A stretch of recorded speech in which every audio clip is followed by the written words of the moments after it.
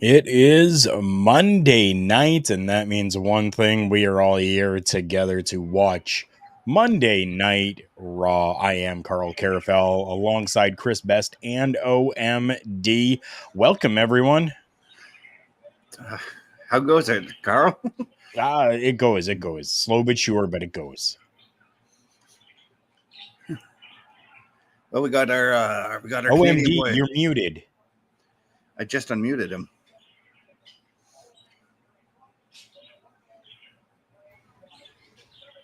Now it's unmuted. Okay. Yeah. I'm doing well. Just another relaxing day off. Had to go help my dad out. Big Joe, Gotcha. Good evening. Let's go in JJ. corporate.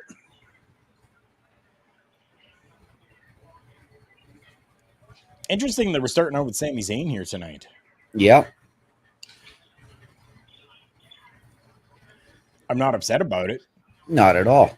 No, not at all. If you were here for the very first time, thank you so much. We're just a bunch of guys that like to sit around and talk about Monday Night Raw as we watch the show. If you have the option to watch the show, please go ahead and watch it as well so that you can interact with us and we can all discuss what is happening on WWE Monday Night Raw. And we're starting right off with a match. We are. This is yeah. Oh, and a hot match at that. Damian Priest and Sami Zayn. Of course, this is going to be a hot match. Oh, yeah. Wow. Yep. And no KO at ringside, no Judgment Day at ringside. Which begs the question, are we going to see some kind of a run-in? Right. I'm hoping not. I'm really hoping not. We've had more than enough run-ins happening over the last several weeks between all of these people. We don't need to see KO. We don't need to see Cody. We don't need to see any other member of the Judgment Day. We just need to see these two in a professional wrestling match. Absolutely. And I love that we're starting out with... And that's where I was going to go with my next question. Are we going to get KO taking on Finn Balor later on tonight, or KO and Dominic later on tonight? We could very well. So giving us info again for Payback. Okay, well, that gives me what Finn Balor's doing at the pay-per-view, because I was wondering that for the last week and a half. And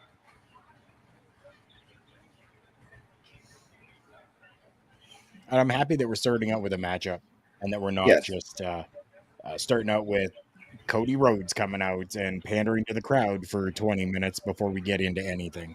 Right. This is how it should be. Yep.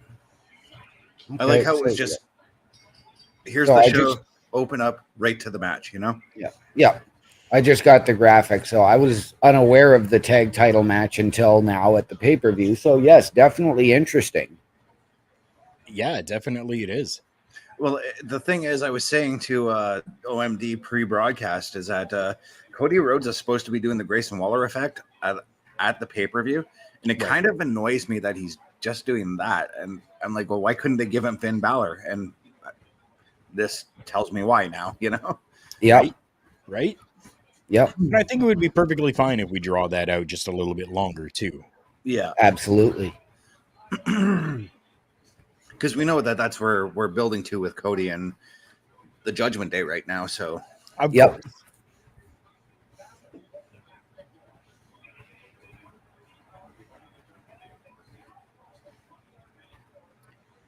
And you see they're now mentioning JD. So that's really cool. And giving us a preview for tonight as well on Raw, we're going to have a Falls Count Anywhere match between Zoe Stark and Becky Lynch. And I'm so looking forward to that match. Yes.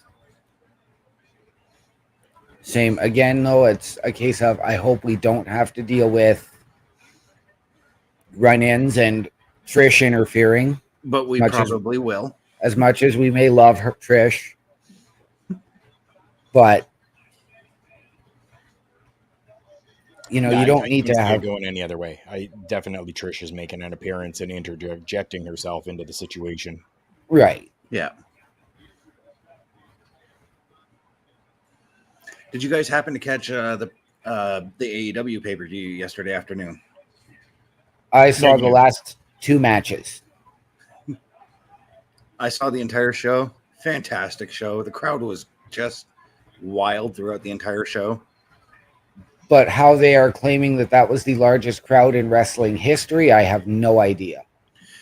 Yeah, because North Korea and WCW would like to have a word with them about that.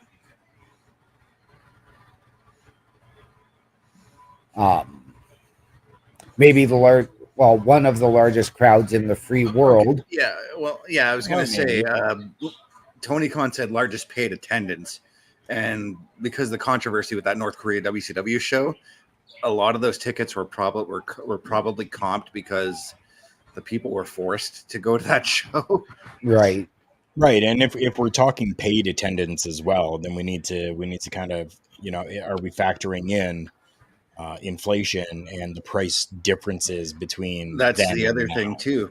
Absolutely. Because if it's paid attendance, then I believe SummerSlam 92 would still hold that record with inflation. Yes, but I mean, WWE, as Parrish and I were discussing this last night, WWE likes to skewer their numbers. Yeah, but they And didn't go- really skewer the SummerSlam 92 numbers. Those were No. spot on. Oh, But no, unfortunately, I had a celebration of life yesterday from 1 to 3 that I was at. So This is a pretty competitive match to start off. it is. so far it has been. We've seen Sami Zayn with some good offense. We're now seeing Damian Priest with some great offense as well. I'm not sure what kind of suplex you call that, but that throwing Falcon Arrow thing, I love that move of his. Yep. For a Ooh. big, tall guy, Damian Priest works really crisp and really clean from the looks of it. Oh yeah, That he does. Oh, and he's quick too. Yeah. Whoa! Wait till you hear that, OMD. Okay. Oh, I just heard it. Oh. What? Oh. Holy shit. Wow. Yeah, I just heard it. So yeah, I'm probably 30 seconds behind you. The About smash that. into the corner there. Yeah. Every time I see that smash into the corner like that, I go back to when Cesaro jammed his teeth up in that match, in that tag match there. Yes. And it makes me cringe every time I think of it now. Yeah. But no, as you were asking, I got to see the last two matches of All In. I completely forgot about Emergence last night as well. Oh, right. I Yes. forgot Impact had a pay-per-view last night too. And as well, of course, NWA 75. Which since we're in commercial break right now, thank God that we have a new NWA champion. Yes. Right? Yes. Praise Jeebus, praise God, the Lord, praise hail Satan, whatever you hail and praise, do it. Do it. And the talk right now is that Tyrus is done. Yes, he had said he wanted to retire after this match because he's 50 years old. Right. Oh, right. So. I forgot he got a late start in the wrestling game. Yep. Beyond me too. That's Yeah. beyond me too, Joe. Yep. Believe me, during Tyrus's reign, I was looking up matches with Rob Conway as the NWA champion, and I was like, I miss those days. Right. Rob Conway is a good worker. He deserved his NWA title run. Tyrus didn't. No. No.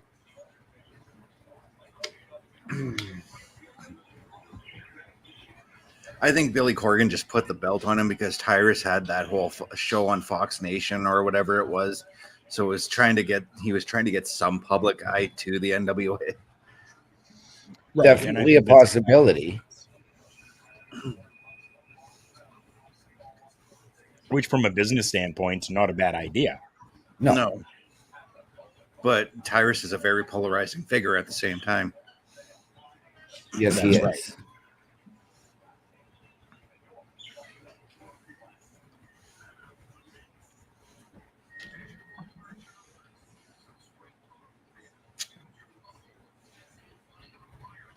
So this payback card is shaping up to be a just okay card. I'm hoping it pulls off to be better than it looks. Yeah, I'm sure it will. I'm sure even if it's just okay, the people they have competing are going to probably knock it out of the park and make it better. Mm-hmm. Yeah.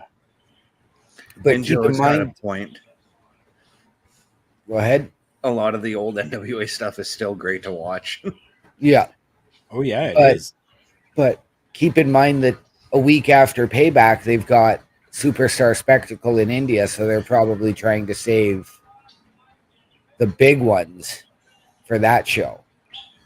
Well, John Cena has signed on to do not just this Friday SmackDown, but he's set to appear for the next 7 or 8 SmackDowns. Yes, he is. And they've announced his match for Superstar Spectacle. Yeah, I can't remember who they said he's taking on there. He's teaming with Seth against Imperium.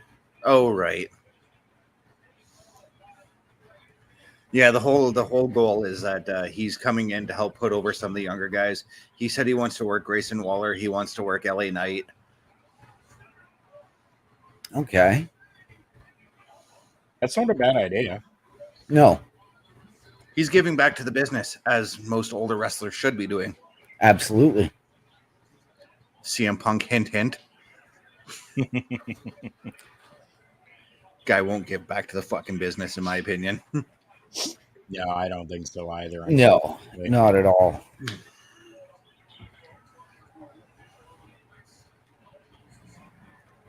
And as I see the graphic in the corner later on tonight, we are getting Chad Gable versus Ludwig Kaiser. Yep.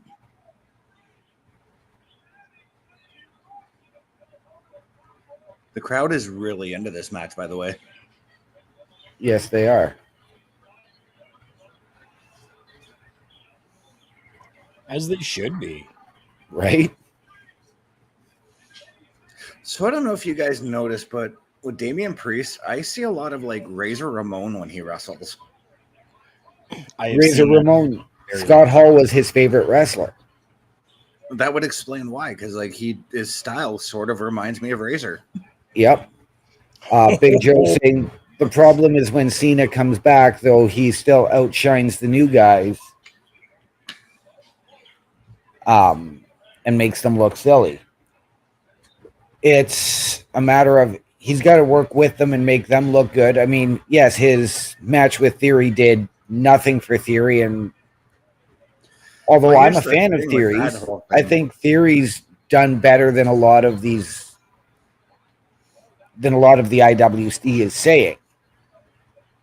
The promo wars between Theory and Cena leading up to the match, Cena definitely outshone him in those promos. Absolutely.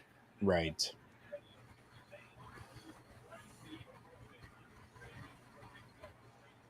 But yes, to your point about Scott Hall, Razor Ramon, Chris, Damien actually called Scott to ask if he could use the surfer walk during his intro, got And permission to use the Razor's Edge, all of that. We're seeing shades of that right now.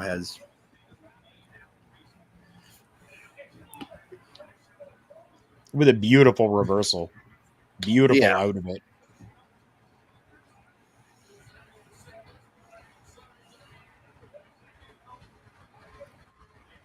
Oh, okay. Wow. Okay. Yeah.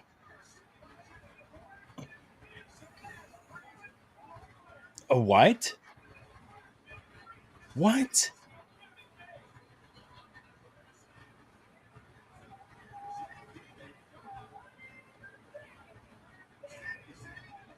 That's how you do a distraction finish, by the way. Yep. And that choke slam too, very reminiscent of Razor Ramon's choke slam. Yeah. Right. Oh.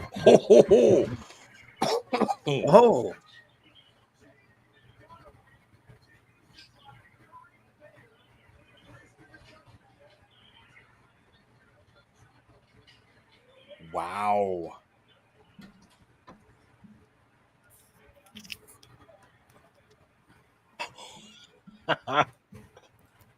Oh, geez. Joe saying Terry Funk was the best of all time to put everyone over that he worked with. There are a lot of people who have been good like that. Like, I give Cena credit for, especially in ring, putting people over, not necessarily on the promos.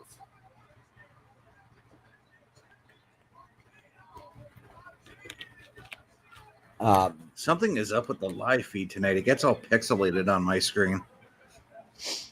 Jericho's another one who will happily put the guy over and give back. As we saw it all in.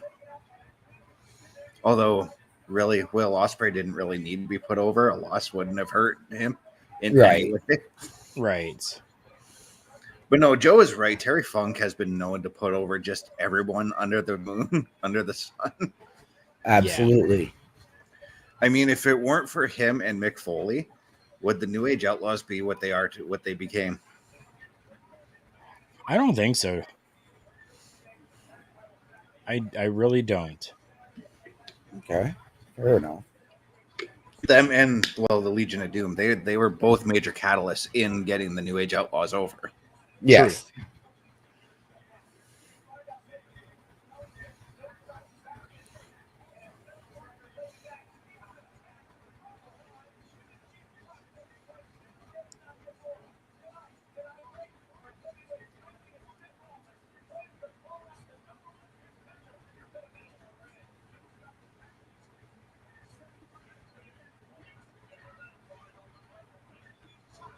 I love that they're still wearing the armbands.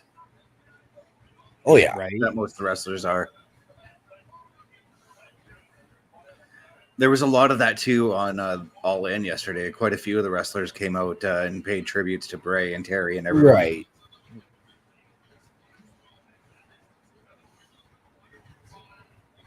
Good. That's nice Yep. to see. Yeah.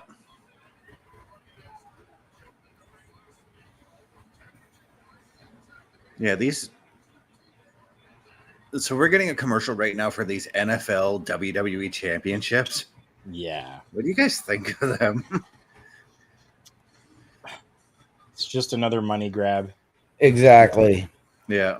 And I know the big one today is WWE has pulled Jacksonville's NFL championship. Because Tony Khan's dad owns them. Right.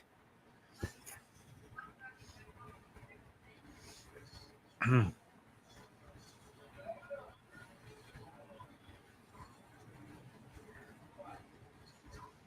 mean, I'm not going to pay $400 to get my favorite team commemorated on a WWE title.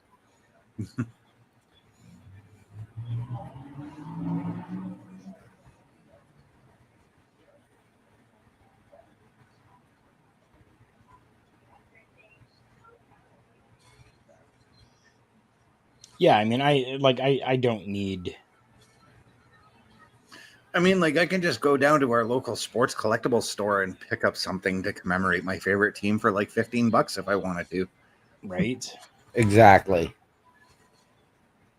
I spent $25 on a coffee mug for them, so I will use that coffee mug every Sunday during the football season.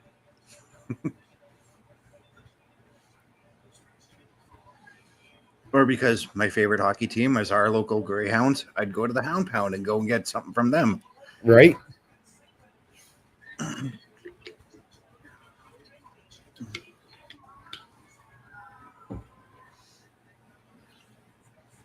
But no, I think that was a pretty hot start to the show tonight. Yeah, Oh, I absolutely. agree. And we finally, like, it was great. It was.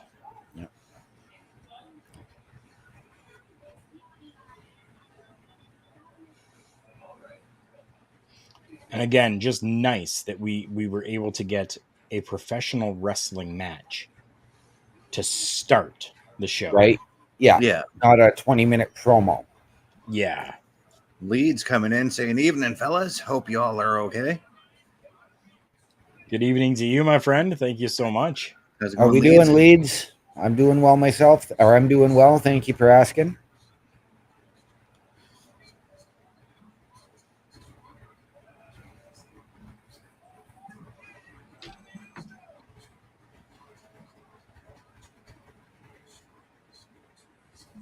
Karl, did you happen to catch the Bray Wyatt tribute show on Friday for SmackDown? I did. How awesome was it, by the way, that they had Eric Rowan out there front and center with everyone? Oh, yeah, 100% it was. Absolutely. And I don't think that it should have been any different. Oh, no. Yes, Leeds, you're absolutely right. That match was a banger to start. He first said anger to start, but no, he's right. It was a banger. But no, having Eric Rowan and Braun Strowman out there front and center, right in between the, right on either side of the rocking chair, fantastic. Right. And if Alexa was able to make the show, she would have been in the middle of them too, for sure. Yep. Yeah, if she could have been there, yeah. Yeah. I know there was a possibility of Roman being there, but apparently Roman went to Wyndham's home to deliver the blue title to JoJo and retire it. That is what's being said right now. Yep. Yes.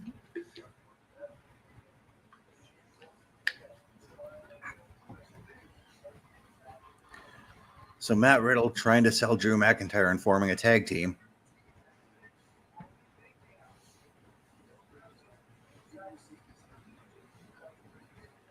He's also got yellow nail polish on. Yeah, he tends to wear a lot of nail polish every show. I've actually never noticed that. Yes, he does. Really? No, it's my first time seeing it. No, he's had green, he's had pink, he's had blue, he's had red. I guess I don't look at his hands enough.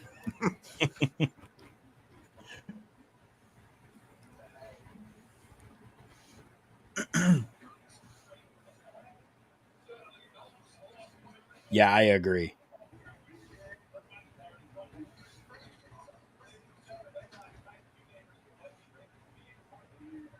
I definitely agree. I think everyone should experience some more Akira Tozawa. Like, oh yeah. I remember when Tozawa came into the WWE, and my roommate was watching with me, and he's like, "Who is this little Japanese dude?" I'm like, "That's Akira Tozawa, man. Go back and watch some of his stuff in Japan. He was fantastic there." Right. And still is fantastic. Oh, yeah. Definitely still is.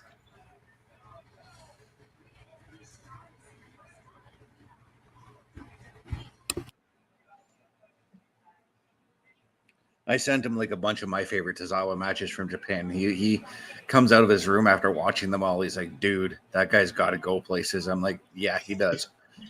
Right?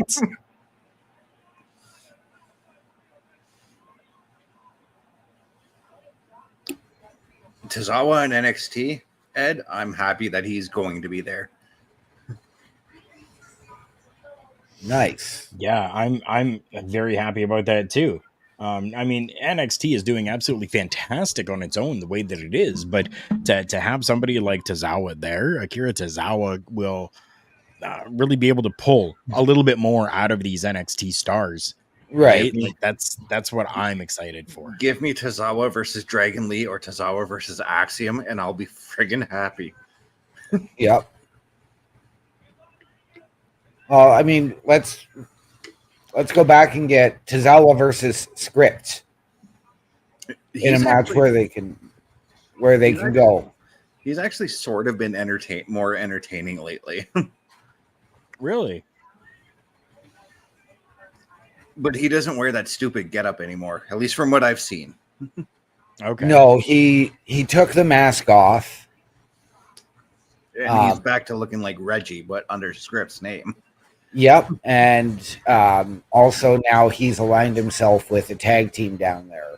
Yeah. Lucian Price and Bronco somebody.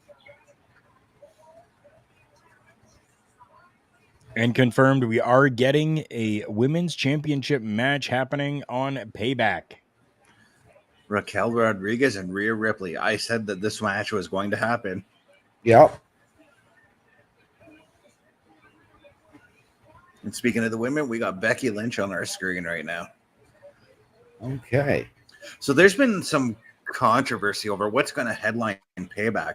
A lot of people are saying it's a toss up between the title match between Seth and Nakamura, or the cage match between Becky and Trish. I think it should be the cage match. I tend to agree there because it is a step match, and step matches should go on later on in the show for the most part. But at the same time, the World Heavyweight title has yet to headline a pay-per-view. Yeah.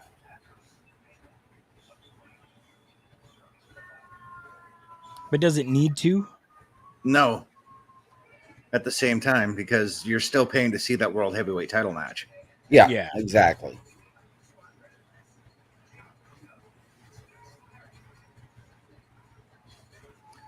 And to be fair, this feud between Becky and Trish probably has more heat to it than Nakamura and Seth Rollins do right now.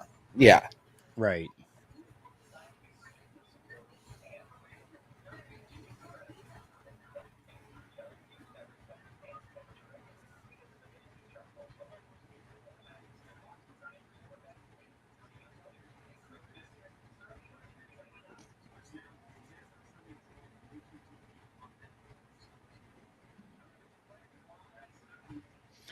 Wow. That's the commercial we're getting right now, talking about wow. I'm getting a commercial for NFL Sunday Ticket on YouTube TV because of Verizon. And Joe's got a great point here. Whatever your hottest program is, that's what should always be your main event. Yep. Yeah.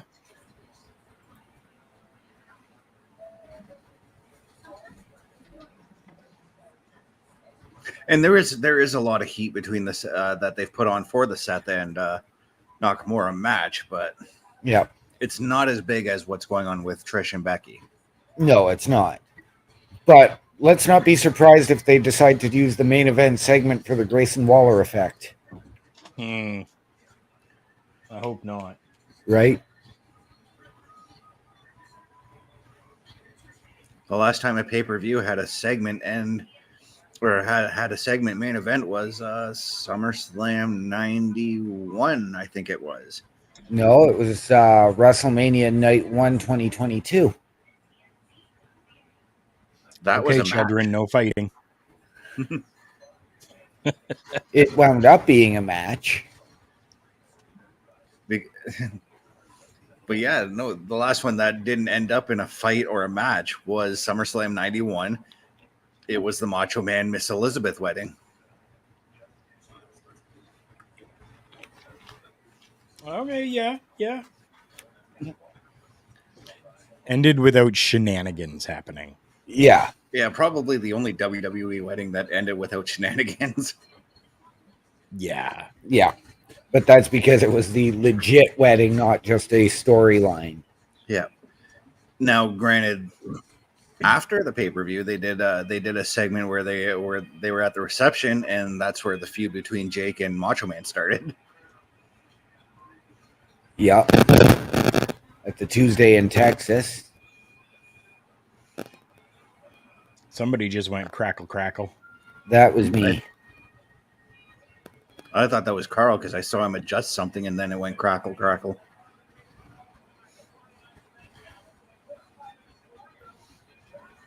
No way. WWE is heading to India?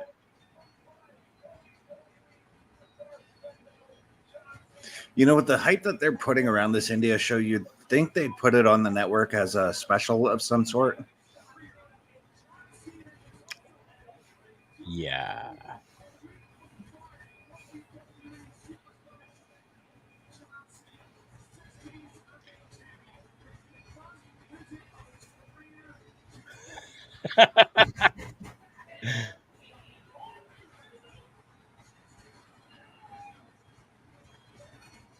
The crowd just exploded.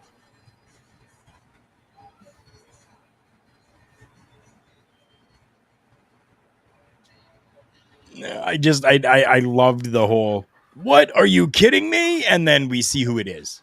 Yeah.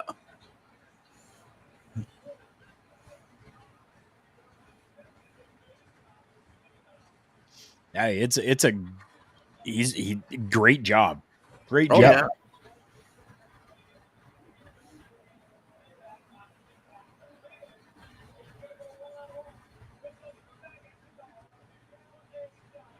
Oh, I need to see this match.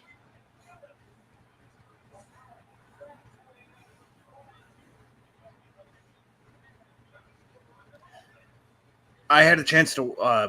Leeds is asking if we all had a chance to watch All In. I'm the only one that's watched it. I was working, so I didn't have the opportunity to do it. So I was working, and then finished work from 7 a.m. till 7 p.m. And then 7:30 p.m. started a singing competition that the girlfriend was in. So I had to go and be there for that. And I was there till roughly about midnight. So no, I haven't had the opportunity to, because I was back into work again this morning. Yeah. I got to see the last two matches because I was at a celebration of life. I might have to go back and rewatch it though, because I was watching wrestling, and my feeds kept cutting out on it. Gotcha. I didn't miss any of the finishes though, thank God.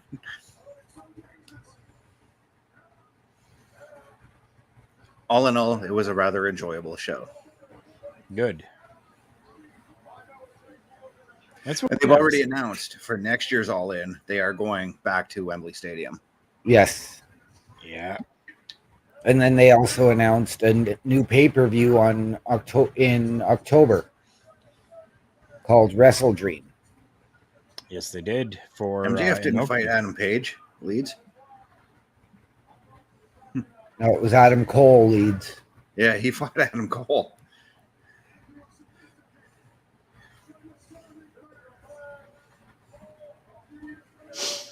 Jack coming in as well there. Some interesting stuff that I haven't heard of quite yet, saying the WWE is interested in bringing Maven back.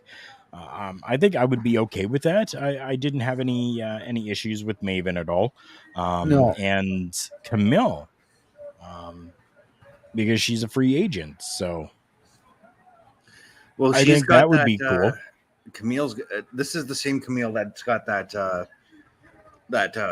my God! Queen of the Ring. That movie coming up there. That yes, Queen of the Ring. Yeah. Yes. Which Camille and Tony Storm have replaced Charlotte Flair and Liv Morgan for that movie. Yep. Karl and I covered that. Interesting. Yeah.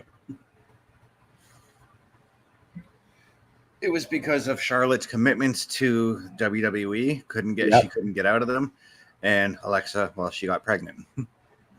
No, Liv Morgan.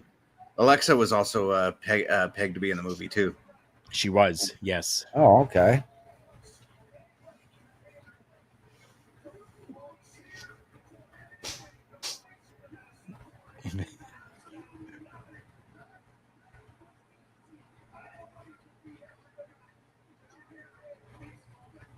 Okay, it's just cluing into me that the Miz came out dressed up as LA Knight. Oh shit, son. Yeah, it dawned on me. It was LA Knight for that moment because I'm just looking at my screen right now, you know. I did too at first, and then I was like, that's a nice haircut. Oh, it's the Miz.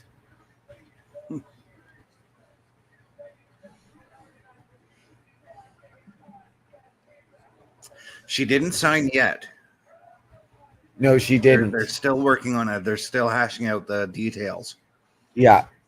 Tony has said that it would be nice to add her, but nothing is imminent because she still has her contract with New Japan.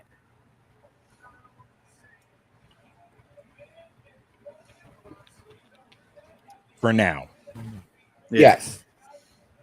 Because, yes, I did see the photo of her in the crowd yesterday at All In. She's talked about who she wants to work as well. So we're going to get... sorry, go ahead. She wants to work Jade Cargill. Okay, that's cool. That's cool. I'm down for that.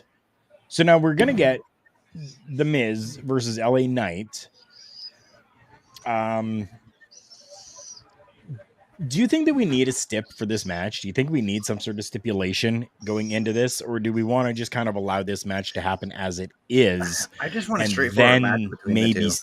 See happen as it is, and we have a parish. Yes, we do. We sure do. It leads. Okay, if Tom probably had that on his show today. Spoiler warning today. And if he did that, if he said that today, then I am very apt to believe that that is true. If Tom Colohue has said it, hate me all you want.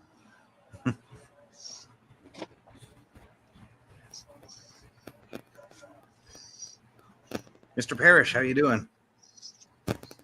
I'm doing very well. How are you? Doing pretty good.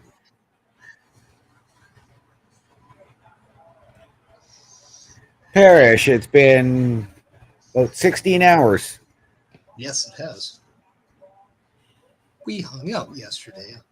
That we did. Not to get too religious or anything, but if Seth Rollins did a movie where, if they did a movie about Jesus, Seth Rollins could play Jesus. Yeah. Yep. As a religious person, I approve. Just like if they made a movie about a professional wrestler, Dana Brooke would not get the part. Agreed. Yes.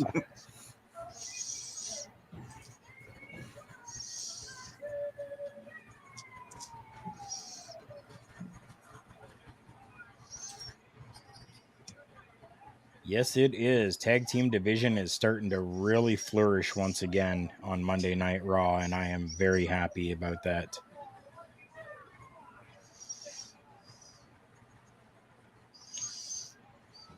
I'm starting to care about the undercard of the tag team division, and I like that. You know what I mean?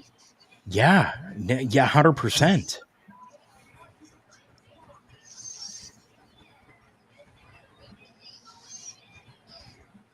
It's like I said months ago. If I were to watch like WrestleMania 3, WrestleMania 4, WrestleMania 5, I'd care about the undercard tag team matches on that show and the main tag team title match. Right? As it should be.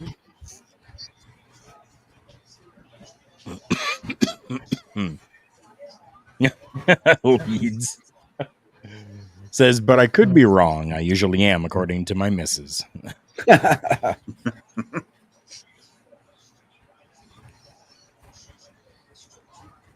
No, again, if it's coming from Tom, I'm a lot more apt to believe it to be some truth. So, Jacoby, thank you so much for coming in, my friend. I appreciate you coming back week after week after week after week. Absolutely love it. Can't believe I'm saying this, but I'm happy Kofi is back. This was needed. I am happy that Kofi is back as well. I haven't always been the biggest fan of Kofi Kingston. No. I enjoy his work. Doesn't necessarily mean that I have to be a fan of that person. But to see the rejuvenation of the tag team division, as Chris said, the undercard tag team scene, I'm happy with it. Yeah, no, I've got to agree with that because, like you, Karl, I have not been a huge Kofi fan over the years. Did I get behind Kofi Mania? Sure. But it's good to have him back. It's good to see the New Day back. Oh, yeah. And rejuvenate, yes, especially the tag team undercard. Yeah. They're building the tag team undercard so that you can now have that discussion for how many teams could challenge Sammy and KO for the tag titles. Right. Yeah. And I love that because there's a multitude of teams that could. Yeah. Yep. Slowly starting to see them. And over the next 2 weeks, we're going to get 2 different matches for those titles. Between Payback this Saturday and Superstar Spectacle a week later. Right.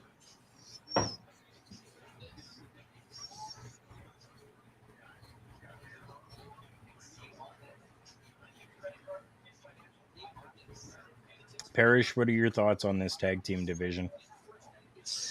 Well, I think when you guys said the comment that you're starting to care about the undercard, it means that there's more emphasis put on, because usually if there was one good tag team storyline, that means it's usually for the titles. And if the titles aren't there, then that team is going to become the next contenders for said titles. Right. So the fact that there is depth again, I think, just breathes a really good light. Now, if they can start doing that for both genders, that would be a welcoming surprise.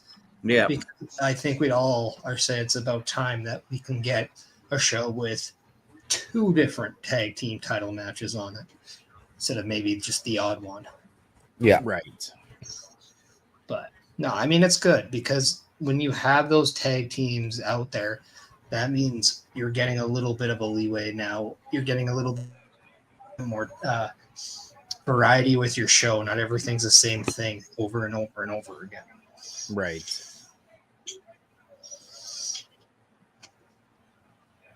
So Jeremy, kind of talking a little bit as well about what Jack had said earlier, talking, and you guys are covered up on the bottom. I'm sorry. Yeah. Talking about Camille being a free agent, saying, and done with the NWA, lost her title. She posted it on Twitter saying that she's done. And is a free agent, and the WWE interested in Maven and Carlito will show up doing a vignette. Jeremy, who is in the Performance Center, and thank you so much for coming by. We really appreciate you checking us out here and seeing what we do. We're just some fans of pro wrestling who enjoy watching and talking Monday Night Raw. So who in Performance Center?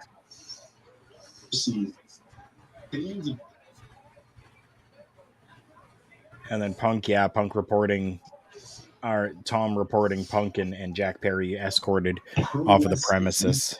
Yeah. He's doing vignettes in the Performance Center. Carlito is. Okay, cool. Interesting. I'd be all for Carlito coming back, but I'm curious as to what they would do with Maven. I could see Maven being a coach in the Performance Center. I can't see him getting back in the ring now at his age. He's still in tremendous shape. Oh, yeah, he is. Okay. Yeah, I think Maven is going to be maybe a scout, or perhaps somebody like OMB that could be used as a coaching aspect, maybe even a backstage role in maybe match production, even though we don't know if somebody like Bobby Roode and Nick Aldis, if that's something that they're committed in just doing, as there could be on-screen performances as well. That door, from what I understand, has not been shut for either one. Right. And who's to say that Maven doesn't do like one-offs either, like maybe an appearance in the Royal Rumble or something, Oh, absolutely. He can eliminate The Undertaker again. I'm going to hope Maven was never actually eliminated from that Rumble, so he's lasted longer in a Rumble than Curtis Axel. Yes, he was. He threw Maven through the ropes and then put him back in the ring and then threw him over the top.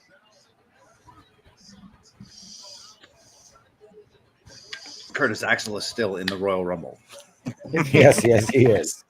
You know what? I'm actually going to dispute that, because if you don't officially enter the ring, you're never officially entered into the match. True. Therefore, he was never in the match to begin with. Yeah, because I remember Gorilla Monsoon saying that about Randy Savage once. Mm-hmm. If you don't enter the ring within the 2-minute time span, you're automatically disqualified from the Rumble. Gorilla had said that himself. Okay.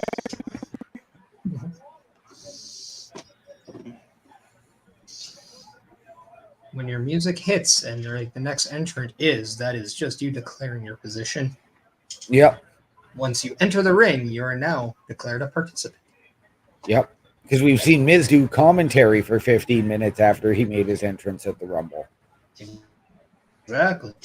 We've seen Jerry Vince Lawler McMahon. do the same thing too. Absolutely. And Booker T. And Vince McMahon.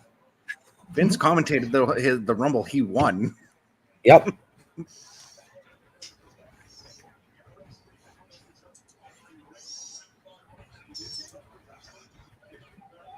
Which, in my opinion, that Rumble was probably the worst Rumble ever. I don't know. The year that the MMA duel won it, they were pretty bad too. The year who won? Sorry, you cut out a bit. The MMA combo, Rousey and Lesnar, the year they both won. They were pretty yeah. Yeah. And then the one that Roman Reigns won with the help from The Rock, that one was pretty much of a letdown. The one that Hunter won the world heavyweight, the undisputed title, that too was okay, but I thought they picked it back up with that ending. You thought it was going to be Roman and Triple H the entire time, and they swerved the crap out of you, and then all of a sudden, your hope that Dean Ambrose is that guy now. You cared so much about him to the point when they had their match. I believe it was Roadblock. yeah, that was a tremendous match between Triple H and Dean Ambrose. Yes, it was.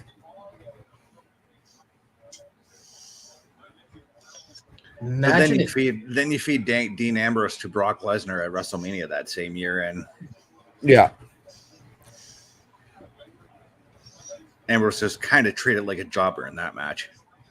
Yeah, I don't think Dean Ambrose really cared for that match either, and then you can tell Brock Lesnar did not either. So I love that we've got Riddle and Drew down at ringside with Riddle taking notes on the back of that promo photo of Drew McIntyre. Right. Which they need to sell that as an 8x10 on the WWE website now. I believe those are called bro notes.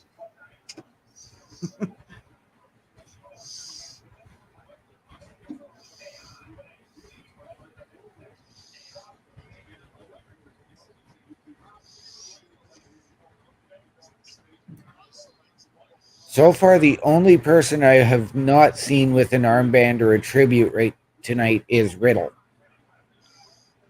Miz didn't have one.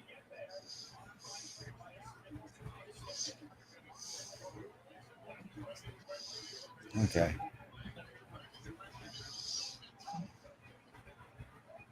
Good hot tag going on there. Kofi coming in now. Kofi need to learn to use some strikes, not these chest chops that don't look well. Very true. Mm-hmm. Brother gotta learn to punch a sucker, okay? I mean, he understands what can happen to the chest, with severe impact. Maybe he's just trying to be kind and. Yep. Well, I mean, look at how caved in his chest is. So. Yes, that was thanks to one Paul White. Yep. Somehow I'm not going to put him in the same category as One Big Show when it comes to an overhead shot.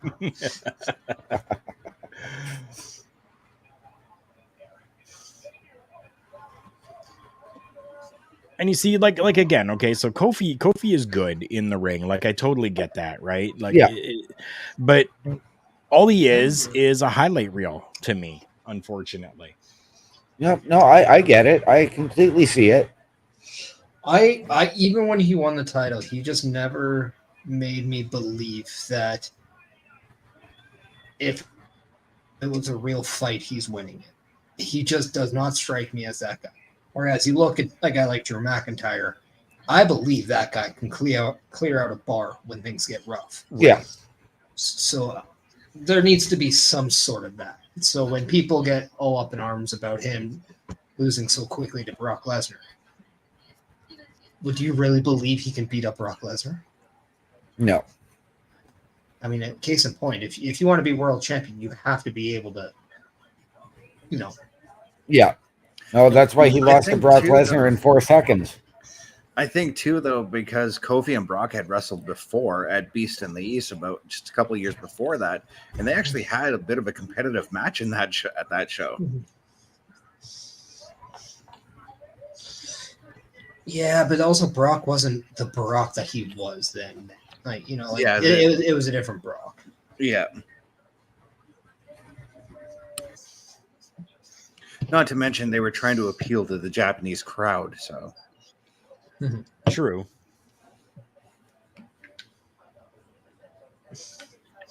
I don't know. I think sometimes people just get up in arms with, the quote unquote squash match because you didn't really seem to hate it too much when Goldberg and Brock did it because it was actually pretty good. Right. Yeah. Mm.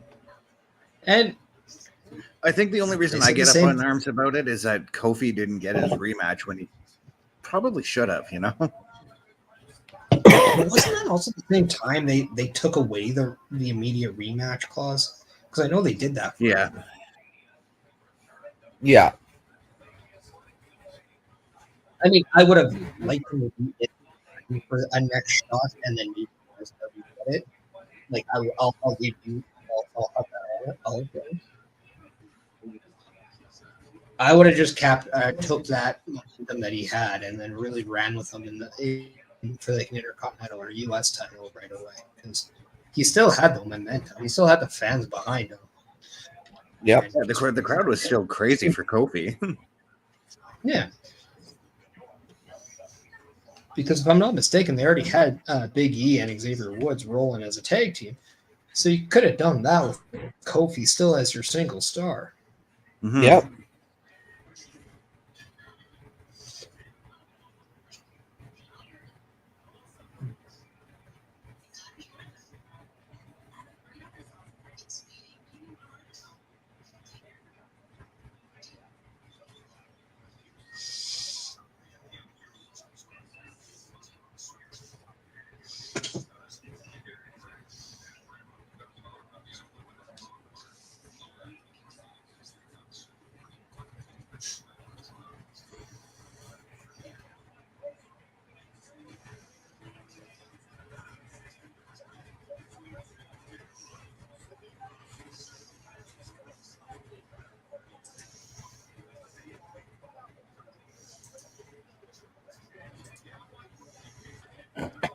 How would he even get a hold of that? Like, give me some more context to that, please.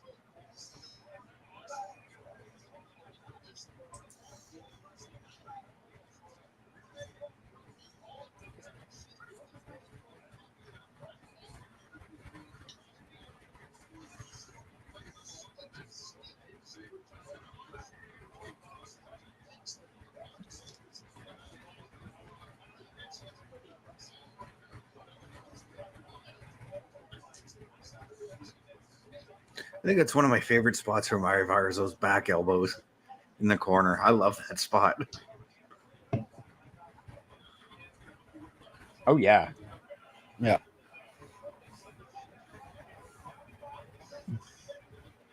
The one thing that I'm seeing a lot now is when people do the Irish whip from one corner to another corner, you can tell they're getting in close because obviously we all know why.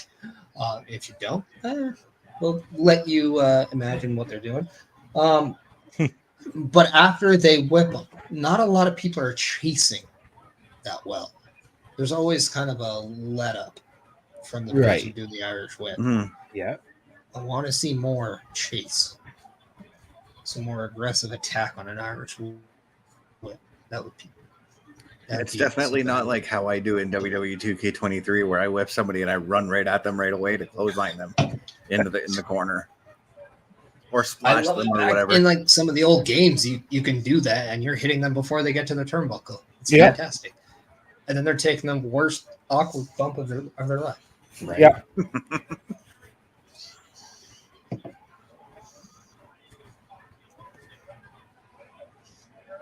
Getting Tommaso Ciampa and Bronson Reed tonight too.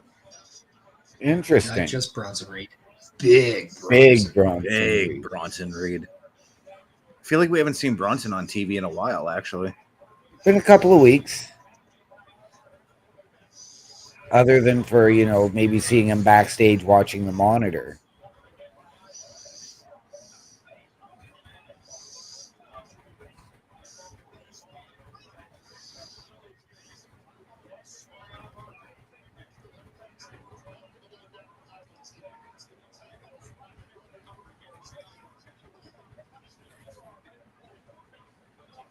They're really showcasing the power of the Viking Raiders in this match.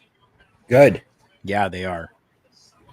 It's something that's needed to be shown for a while, as opposed to having them as glorified enhancement talent.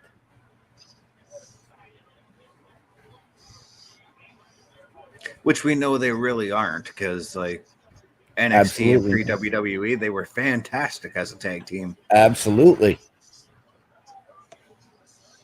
I shouldn't say were, because they still are a fantastic tag team. Right. They are. They right. just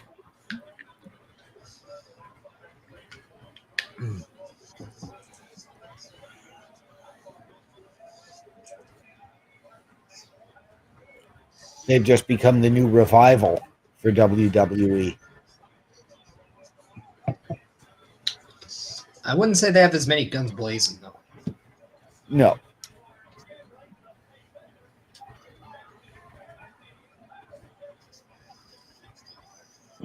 Also, anybody surprised that I'm gonna still call them the Red or Bible, but I guess FTR by. But are we surprised that they retained their titles? No, in fact, I am quite grateful that they retained their titles. Oh, Yeah, I am yeah, too. me too. But at the same time, But kind of surprised, because I doubt we're going to be seeing Cash Wheeler for a little while. Right. That legal trouble is going to put a damper on some things. Until it all goes through court and everything gets Yeah. taken care of, whatever, right? Yeah.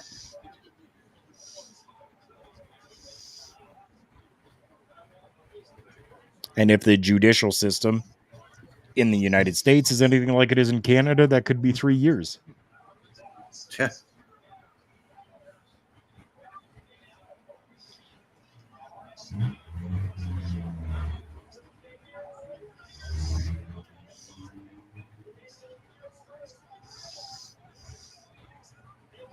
Bonsai. Yeah.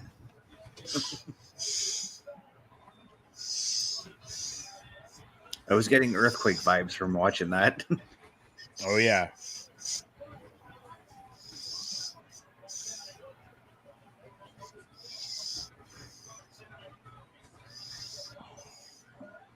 Speaking of which, if he were still alive, I would gladly hire him to tell how to teach how these big guys how to work, because he was a amazing worker for a big dude. Oh, 100% he was. John was fantastic for what he did. Yes, he was. You know who else was underrated for a big dude, but could work really well and worked really well with the smaller guys? Akeem. Yeah. One-man gang. Yeah.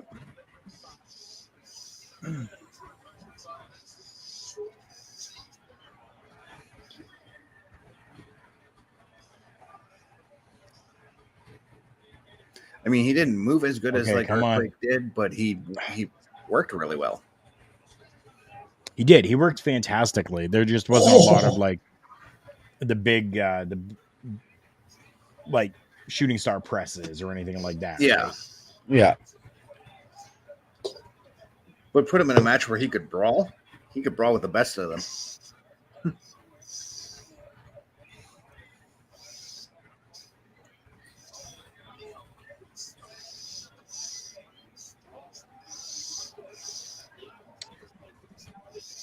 Okay, now this match is really starting to pick up. Yep. Please, yes. Okay. Hey, Kofi, having some trouble there? Mm-hmm. Was there a little trouble in paradise over at the top turnbuckle there, Mr. Kingston? Having a little trouble with your foot in there, bud?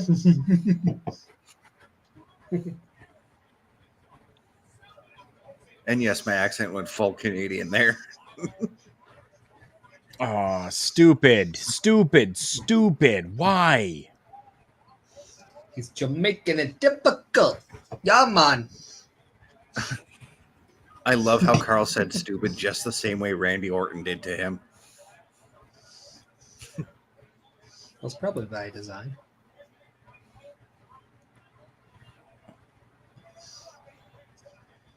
So that is something that totally irks me. You're going for this move. You're going to dump them out over. You're both supposed to go over. You're fumbling. You're both not getting over. And then you'd like just lift yourself over. Bullshit. Yeah. Oh, It looks terrible. Stop doing it. Yeah. No, that's when you want to back off and find another way to get out of the ring, or maybe repeat the spot. Just improvise and like throw him out, and then just leave the ring and go after him. Like, Yeah. you don't have to make it up. Yeah, that's what I mean by find another way to get outside the ring. Yeah. Oh, it reminds me when Strowman did that to Roman Reigns. It was so funny. Or no, Reigns did it to Strowman. Or yeah, I was right. All right. Now we're going to Yes, start yes, to see. Yes. Yeah. Now we're starting to see this angry, irate heel turn incoming for Drew. Yeah. You're making me crazy with all the They hype, needed man. that win.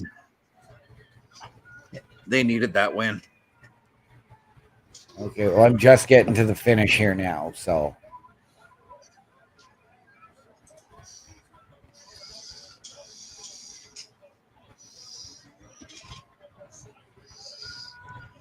Damn.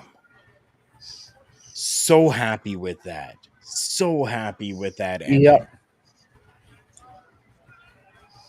I was so worried that they were just going to be like, oh, Kofi and Xavier Woods are back. We need to push them to the high frickin' heavens once again and make them the forefront of everything. While Yep. they are kind of the forefront of shit, they just lost. Yep. This is an example of the older team putting over the younger team. I love it. I'm so happy about that. Yes.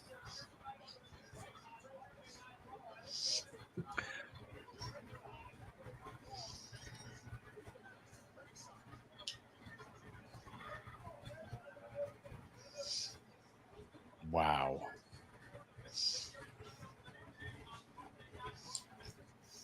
Yeah, after those chair throws, definitely. I would not want to get into a fight with Drew McIntyre in a bar. No. No, the way he just hucked that chair into the ring. Yeah.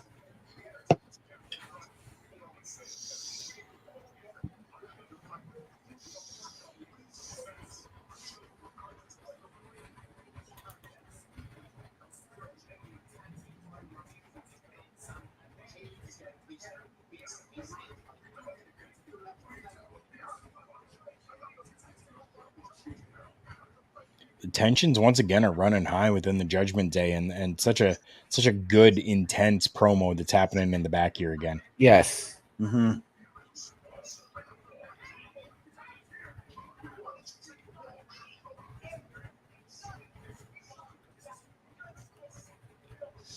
One of these times, Dominic is going to be the voice of reason, and people are going to be really shocked to see that emotion out of him when he does it. We've got a little bit of a tree to Bray Wyatt in the background there, by the way. Yep. One of his shirts on is hanging up in the background. Yep. Yep. Right on the Two of them. What? that what 48 by shirt, 40 right. skid. Yes, I know the skid size there. Right? I've been saying that for a while, Leeds. Mm-hmm. McDonough's initials are JD, Judgment Day. Yep.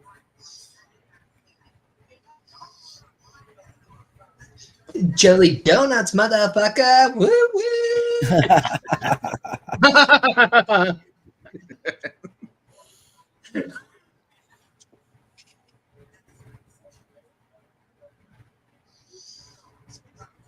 Oh, look, he's got the Monet in the bank. Here we go. We're going to get emotional again. Yeah.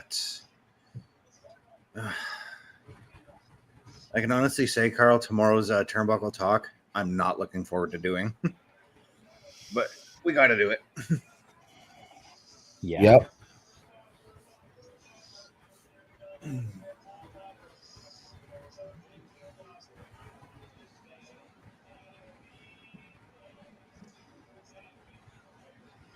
It was kind of creepy because on Spotify on my way home, you got the the mix or whatever. You got your DJ, right? That app on there.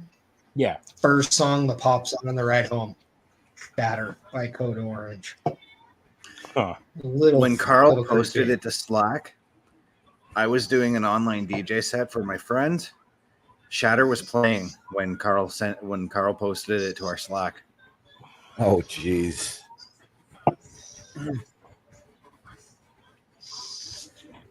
I'm like, okay, got to turn this set into an immediate tribute to Bray Wyatt. So I gathered up his other two themes and just added them right afterwards. Yeah, it was a fun little trip I had where every day we're dealing with somebody who died. That was a good trip.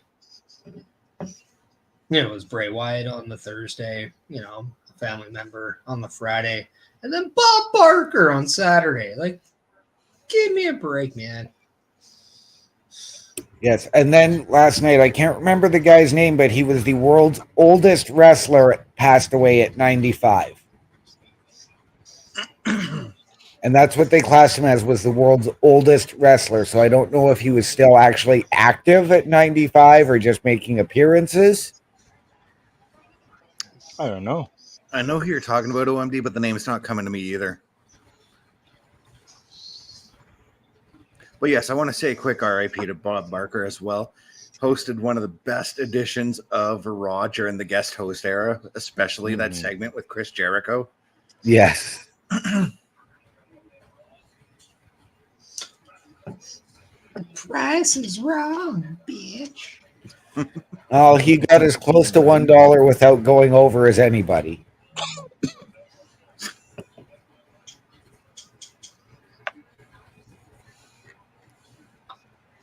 I have You can tell. joke I'll tell you guys. You can tell throughout that whole show, Bob was having fun.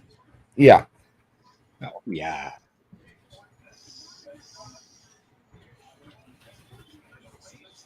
It would have just been really funny if you had some wrestlers that were named after dogs and cats, and then that's when he does is get your pet spayed or neutered, and then he would just look at I would have wished that was a thing. That would have been so funny. Yep, I think it would have been too. I agree. Imagine if you had the cat and then the road dog, and they're just what? And then Ron Simmons is just damn. Yeah.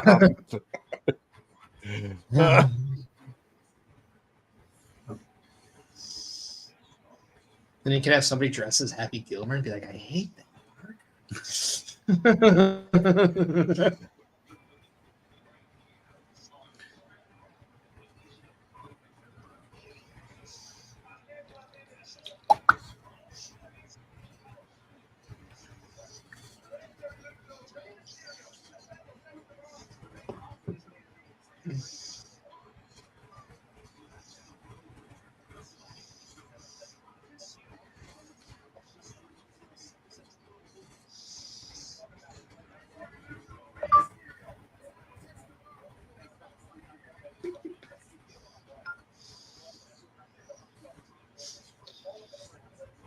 I'm going to assume that's you, Chris Best.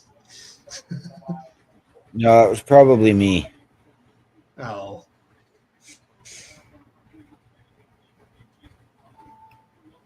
I'll take the blame for that one. Okay. You're not Sninsky because it was your fault. Oh.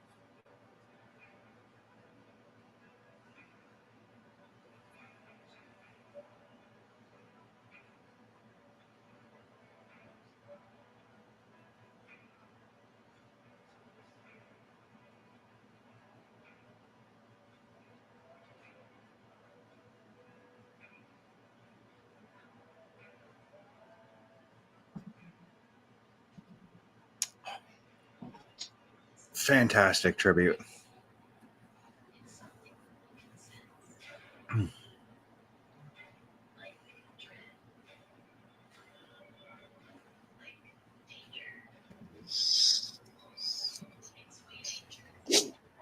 Yeah, Jeremy.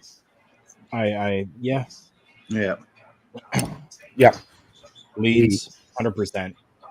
100%. WWE does so good with all of their tributes, and thank you to everybody for staying while we stayed silent. It's gonna happen again tonight because they said they're doing a tribute to Terry Funk as well. Um, yeah, thank you very much for that. That's it means so much to us who have been inside the ring and know and understand what goes into being a professional wrestler. And um, even though I've never met either Terry Funk or Bray Wyatt, We still lost a brother in arms. Brothers in exactly, arms. Yep. exactly, and it sucks and it hurts. Mhm. It does.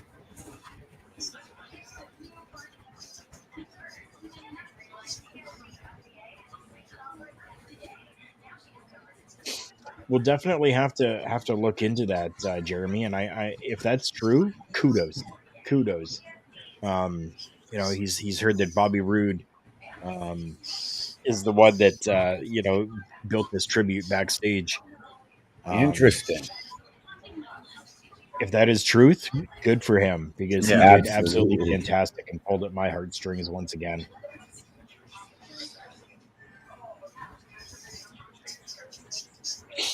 Lead said, I didn't like Bray as a wrestler, but as a person, he died too young, and Terry was part of my childhood, and I miss him more.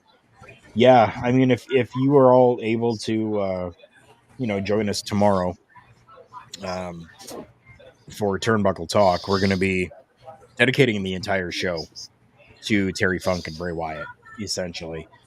Whether it goes, 25 minutes or it goes an hour and 15, We're however gonna it be goes, right? We're mostly gonna be talking about like our memories from both wrestlers. If I'm correct Yeah. on that one, right, Karl? Yep, and we're gonna have that Canada dude coming on with us as well.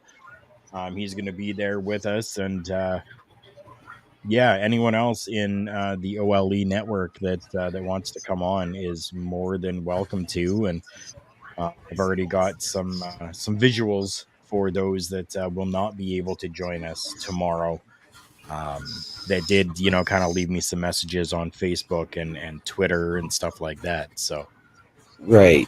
gonna make for a Mhm. good show, and hopefully we can do some justice to it. And yeah, and those that can join us, we welcome it. And if not, you can always find it again on our local establishment Twitch page and the Turnbuckle Studios YouTube page.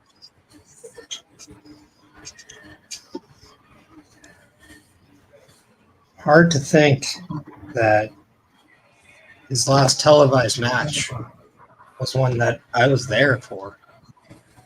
Right? Yeah. So Paris, this must hit you actually really a little bit harder than us because you have that final memory of being there live with him. You know what I mean? I mean, it hits everyone Mhm. in their own way. But like, Just it hits us hard too because like we were not even 2 weeks ago talking about like what Bray was going to do on his return. Yep. and like I don't know if there's truth to it, but there was a detail that posted that he did go in his sleep because he did not have his doctor prescribed heart defibrillator. Yeah, he with left him. it in his car or something like that.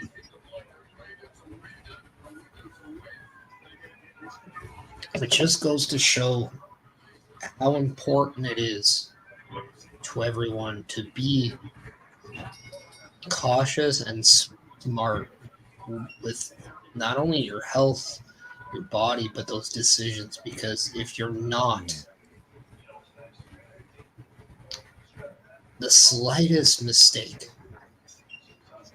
could be so threatening. Yeah. Yeah, and it's just tough. It really is tough. Kyle, I'm sure Chris and I are going to get into this maybe in another week or so on Turnbuckle Talk on Tuesdays at 8:05 p.m. Eastern Time. Yeah.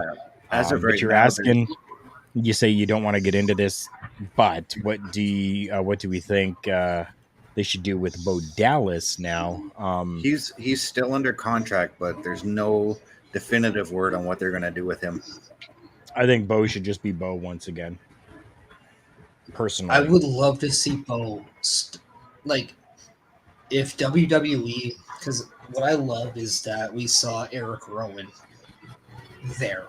Yeah. On Smack. Yeah. I'd love to see Braun Strowman, Eric Rowan, Bo Dallas try to do something together. Okay. And maybe they call it the Wyndham 5 instead of the Wyatt 5 or something like that. Yeah. Well, we already know Bo's going to do something that's going to be sort of a tribute to Bray, because I just get that feeling he will. But we all know that he was supposed to be Uncle Howdy. Yep. Yeah. Right. So, I mean, personally, I don't think that we should revisit that again. I think that, Bray was the catalyst for that entire situation. Right. And now let's leave that the way that it is in memoriam. And let Bray come in and do what he wants, or let Bo come in and do what he wants to do for Bray. Yeah. You can go different ways. It's weird because when people need to recognize this as something that it's pro wrestling does it in a way where when we carry on someone, we carry him on with our presentation of how we perform because it's our way. Sometimes you don't lay people or let a soul to rest, because if you keep them alive, you're keeping their legacy alive as well. It's all about how you believe in that sort of thing. And if we see Bo Dallas carry himself with his brother in spirit, and maybe his brother becomes his sister Abigail in a different way. Right. Maybe, just maybe that is something we can see. One thing I would love to see is maybe a segment with Bo Dallas and Waylon Mercy. I think that would be really cool to see. I think so too. Definitely. Yeah. But to me, it's just absolutely crazy to think that a half of the Wyatt family is no longer here. Yeah. But less than 10 years ago, they were one of the hottest factions in WWE. Yep. Yeah.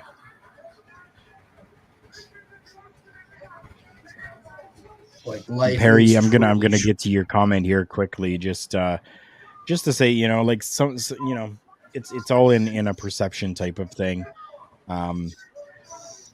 Some people, kind of grieve and go through things a little bit differently.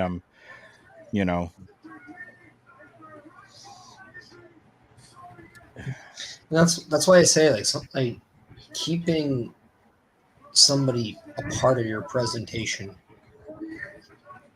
is always in wrestling used to honor and tribute and be that. It's regardless of if you liked him, you didn't like him. The guy had a giant impact when he was there. Absolutely. He kept When everybody guys- talking.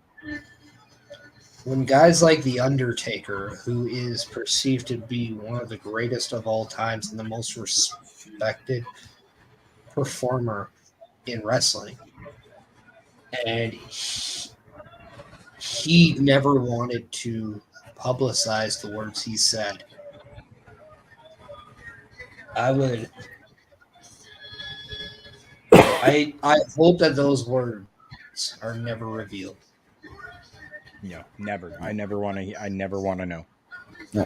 That was something special between the two of them. Let's leave it at that. Yep. Yeah.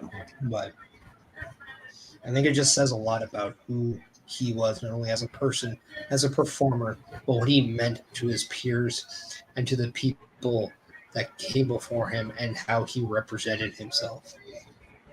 And just the look on Bray's face after Taker said what he said to him, more than Yeah. enough was said there. Yep. I mean, I always we talked about how we always thought Bray should have been the guy to break the Undertaker's streak.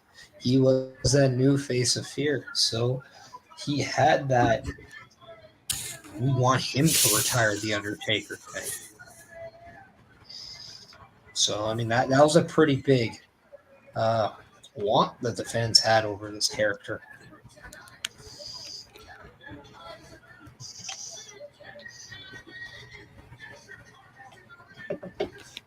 As we gear up for probably the match of the night tonight. Guaranteed. Oh Yeah. And I mean, from everything we've seen, it's been banger after banger tonight. From opening with Damian and Sammy to the tag match to now this. There's been a nice flow with the show tonight so far, by the way. There has. And I think that stems from starting the show with professional wrestling. Yep. Because that's what people are tuning in for. They're tuning in for the pro wrestling.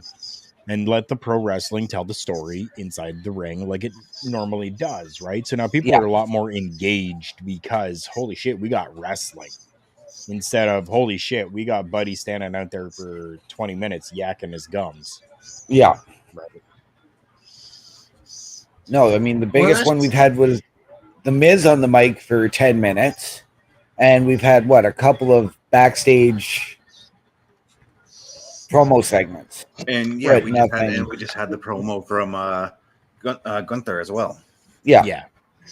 We have a good variety of everything that different fans want, right? You have your entertainment, you have some in-ring action. The one thing I will say, now, this has to be said, and this is me as a male saying it, we need some women on the show now. We need that. Give us a tag match. I want to see KC Squared come out and challenge for the tag team titles or something along that line. I want to see something like that. Follow this match.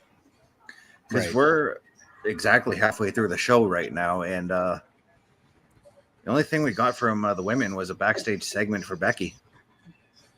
Yeah. Yep.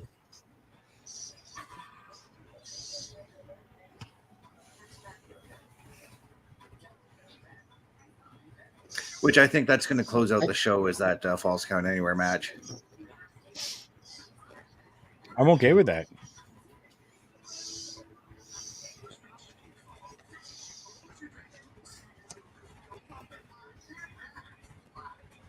Harkens back to my days when I was wrestling. Going to the Falls Count Anywhere hardcore style of things. Every time I think of a Falls Count Anywhere match, I always tend to stack it up against one of the best Falls Count Anywhere matches I've ever seen. And I'm going to throw his name on here again, even though I really shouldn't. But Chris Benoit and Kevin Sullivan had one of the best Falls Count Anywhere matches I've ever seen. Oh, definitely. Yeah. Hey, you know what? we're all inclusive here. You don't need to shy away from saying Chris Benoit, because Chris No. Benoit.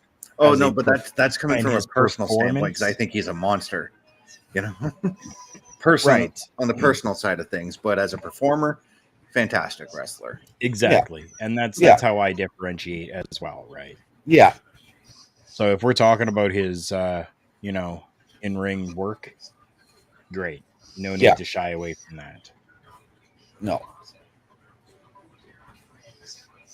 But something that we won't tolerate is, a bunch of Right.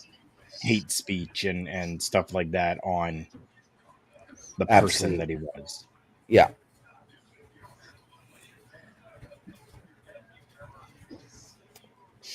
Yeah, we're asking the same question, Leeds. Like, why is there such a problem on both AEW and WWE with booking women's matches? All In was dire as well. But Yeah. that Fatal 4-Way women's match was not a bad match at all. No. And here's the thing. It's not there's not a problem with ladies matches, and the problem goes beyond booking a match. The problem is the fact there's not enough storylines that warrant matches here. Because Yeah. Right. thrown together matches are what they are. And yes, we do see it a lot with the men, and I will admit that sometimes it's too much. And it Yeah. could be nice to see that with the women, but the women do need storylines and angles to get us more emotionally invested in what they're doing. And it goes back to creative. We need more inclusion on the creative side, and we need a lot more hitting on all cylinders than from the talent, because at the end of the day, if the talent doesn't get it done, the fans aren't going to stay with them. Yeah. And I got to Right. correct myself. We did have Rhea Ripley already on the show, and we did get Raquel Rodriguez in a vignette, but that's not enough, really, still. No, like I need you have a lot of women that can wrestle. I'm just saying, like, Yeah. you need to have, at the very least, it's a 3-hour show. Why can't you have at least one every hour or one every 90 minutes? And then Yeah. sprinkle some stuff. And we were talking about depth in the tag team division. If you do that, what you said, Parrish, we have like 3 matches on a 3-hour show. You can do that and build depth to the women's division in that way. Absolutely. It's why I do think maybe it is necessary now moving forward for WWE to look to do an all-women's show. Like whether it's Right. Evolution 2 or it's just a regular PLE throughout the year, like something. And then that way, Right. when they have something to build towards, maybe then we'll see some more inclusion on the actual programming. And that would Right. allow them to invest the time of their shows on these talent in different ways that they Yeah. were doing before. And They that's could what I was bring- hoping we would get to out of the Queen of the Ring tournament that was supposed to happen earlier this year. Yes. Yes. But then for an all women's PLE, you could bring CJ out of retirement and have her face Maxine. Except Maxine would work better than her.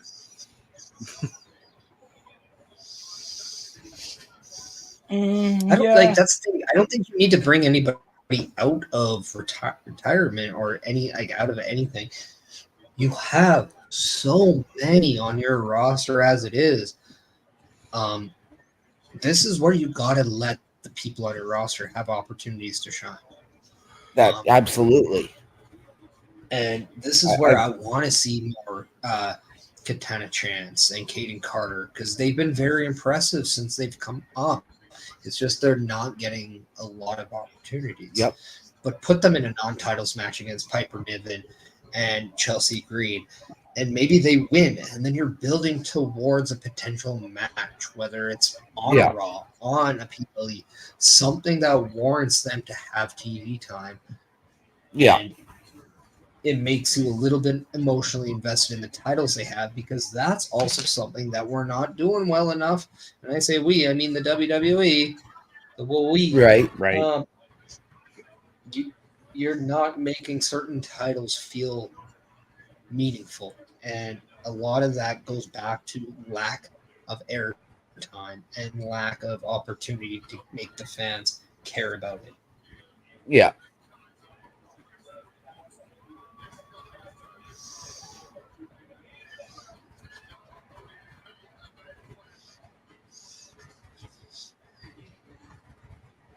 It's like, we get it. You have an influx of really good male professional wrestlers, but you also have a lot of women professional wrestlers that just aren't getting a shot. Mhm. And you just have to let it. Especially there is really no excuse on a 3-hour show to not have one or two matches. And here's the thing: we've got war games around the corner. We need to start building these women up to prove why they need to be in a women's war games match. Yeah. Right. And now is the time that you should really be starting to do that.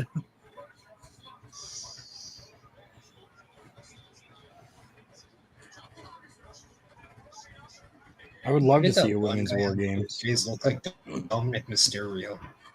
Yeah. All right. If you gentlemen will excuse me, and Karl, if you want to hit that banner.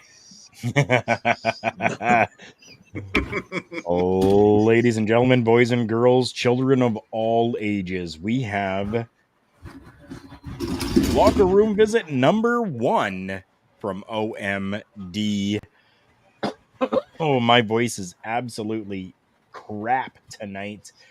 I'm pretty sure that I've got a cold. But one way that you can help me with my cold is by going and checking out karlkarafel.redbubble.com and getting yourself an OMD's Locker Room Visit t-shirt or some Raw watch-along merchandise for yourself. That'll help me afford to get some cold medication. Help you to get that vitamin C, man. Yeah. It'll help me get the vodka or the orange juice to soothe my my aching throat. Yeah. Oh, I really wish you didn't say it that way, Karl. Oh my God.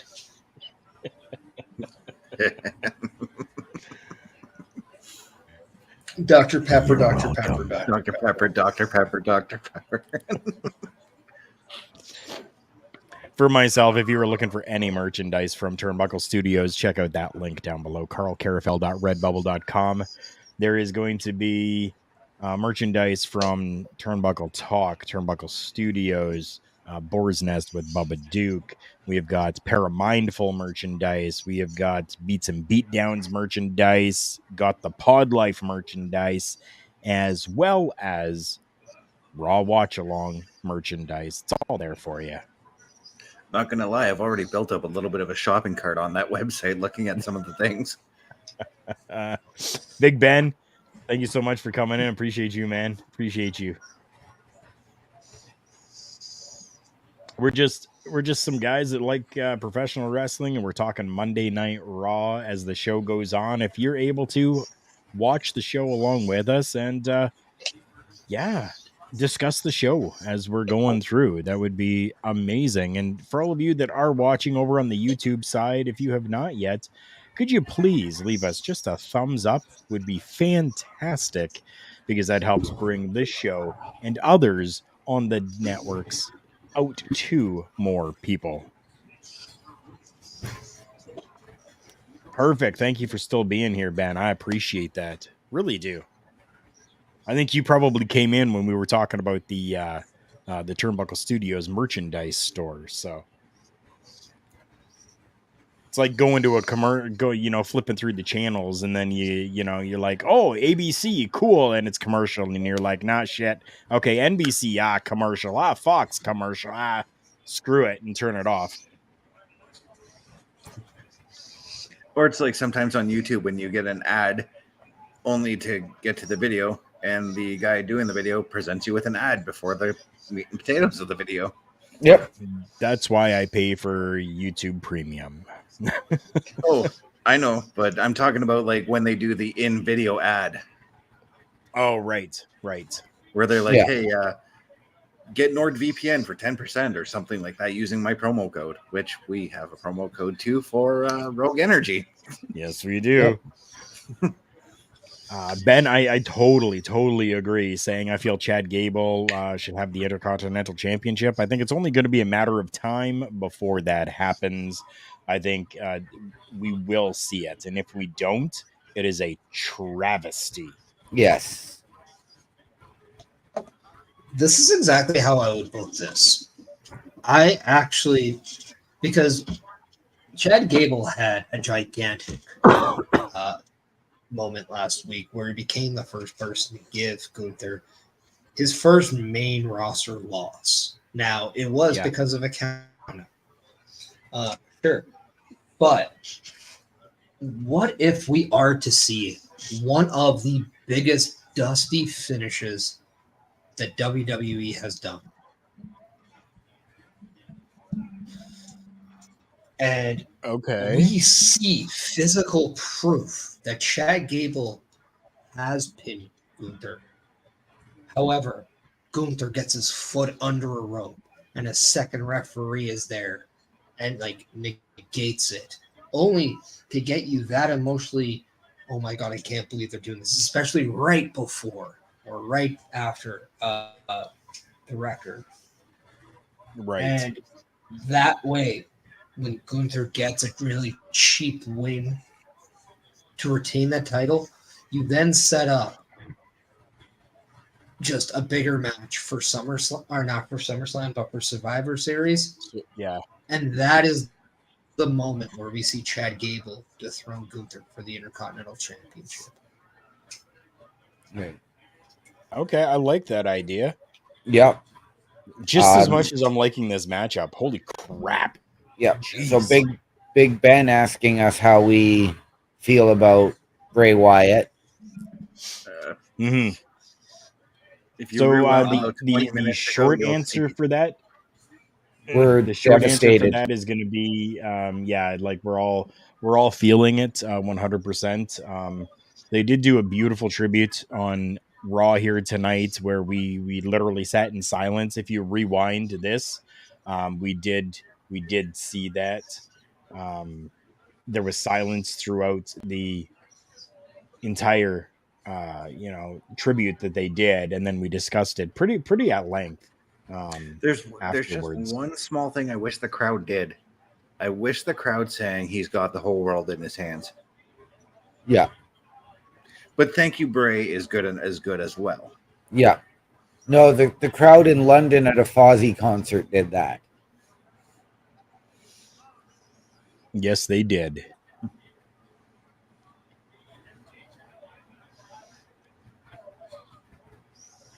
Big Ben, if you're able to, Chris Best, myself, and others are going to be doing an episode of Turnbuckle Talk. It'll be episode, I think, 336, where the episode's actually going to be dedicated just to Terry Funk and Bray Wyatt. And you're more than welcome to come and watch along as well, and leave us your thoughts while we're doing it live as well. Right. And on the subject of Turnbuckle Talk, Karl, I want to give you a shout out for something you alerted us to, which is that Good Pods and being 9th out of 100 on the Independent Wrestling Podcast. So congratulations to you. Congratulations to you as well, Chris Best, as you are now the co-host. I was quite surprised at that, and I'm happy that we were able to do that. Yeah, it was. It's only a weekly. It's only a weekly. So if any of you are using the Good Pods app, I would love for you to go and take a look at Turnbuckle Talk on there, Turnbuckle Studios, or how is it now? Like, I got to look it up. I think it's underneath my name. I have my account under my name, but yes, I do. But my podcast, Turnbuckle Talk, is there. You can go, you can leave comments, you can leave a rating for it, and it would be greatly appreciated if you did. That's what helps keep us up in the levels when it comes to the rankings. So Yeah, I got to take some time to figure out that app so I can share it on my pages as well.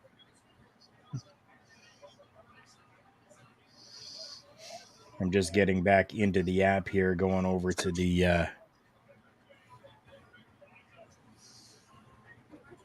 saying that you're going to come check it out. I appreciate that, Ben. 8:05 Eastern tomorrow night. But Big Ben, though, one of the things we like to do over here at our local establishment is ask you to let us know more about who you are and how you found the channel here. So let us know, because we like to get to know the people that support us. And which YouTube channel you're watching us on, because we are broadcasting live right now to our local establishment and Turnbuckle Studios, as well as our local establishment Twitch page. Yeah, he is on the Turnbuckle Studio YouTube. Yes, I know he is. I'm just trying to get all of them out there for everyone else that's listening right now. I know. Damn it, Parrish.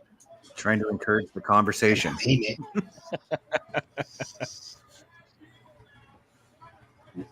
Okay, so we got a DQ finish out of this match here. Yep. Okay. Throw me a freaking bone here. Big Ben, Bittner Vlogging and Gaming, your second channel. Are you angry? I mean, no, I think he's. Are you angry, Big Ben? Just gonna leave it at that, and we'll see. Because if you know, you know. Oh, I know.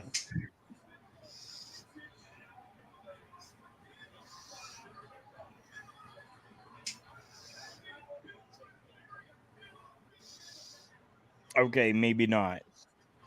Just saying, I'm good. We had somebody else who was following us for a while, close friend of the show, had a channel. Big Ben is Angry was the channel, so that's why I was like, second channel is this Big Ben is Angry? Looks as though it might not be, though. We got a new Big Ben friend. I love it. So I think I missed something, but what happened to Otis in that beatdown? He got beat up. You're right. I missed the same. I missed it too, Chris. But I was kind of surprised when Gunther came in and shoved Kaiser out of the way.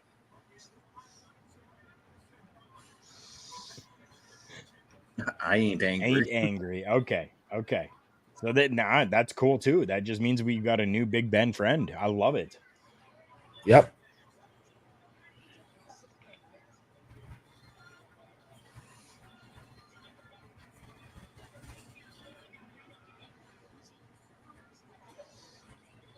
Thank you, Leeds. Leeds letting us know that he got thrown out the ring. Gotcha. Yeah, he got attacked by Ludwig Kaiser when he was on Giovanni Vinci, and then the two of them then proceeded to toss him out of the ring, which allowed the 3-on-1 beatdown. Okay. Seth next. Yep, we sure are. We're getting Seth next, which I'm okay with, because it's going to be a promo, clearly, because he's not geared up. But we didn't start with Seth. We didn't start with Cody. We didn't start with anyone except professional wrestling tonight, which we are now at the going to the top of the second or of the third hour here in about 10 minutes. And this is our first, well, not our first, but our biggest mic segment so far of the night. And we haven't even heard from Cody. Yeah, and Cody's supposed to cut a promo tonight too. Right. I would assume Cody is going to go out and talk more about Terry Funk. Maybe that is where Cody's going to be. He's supposed to be talking about what he's going to do on the Grayson Waller effect, supposedly. Yeah, because Cody did his Funk memorial on SmackDown on Friday. But I wouldn't put it past Cody to actually talk about Terry as well, because I mean Terry was a huge part of his life. Right. And I mean, it could just very well be that, Leeds, yes. Otis was having issues with his t-shirt as well. Definitely. It was down around his ankles. That's just that Dr. Pepper, Dr. Pepper, Dr. Pepper.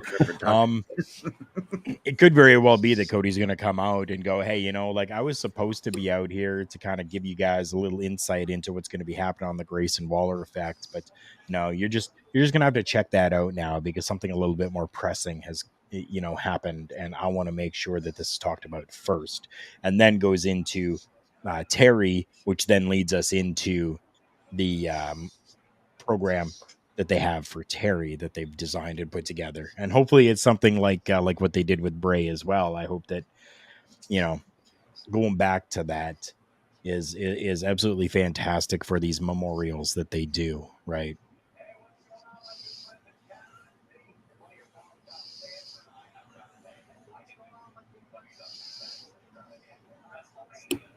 I just hope that they don't announce another Terry Funk hardcore tag team match that wasn't hardcore. Right.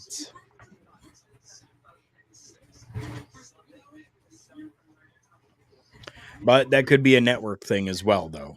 Absolutely. Right. That could have been I mean, like that could have been Fox. Yeah. Network. Oh, absolutely. Nope.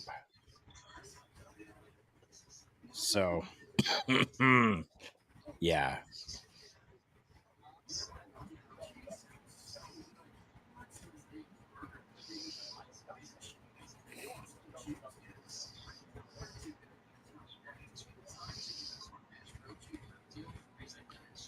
I think we got ourselves a bot in the chat here.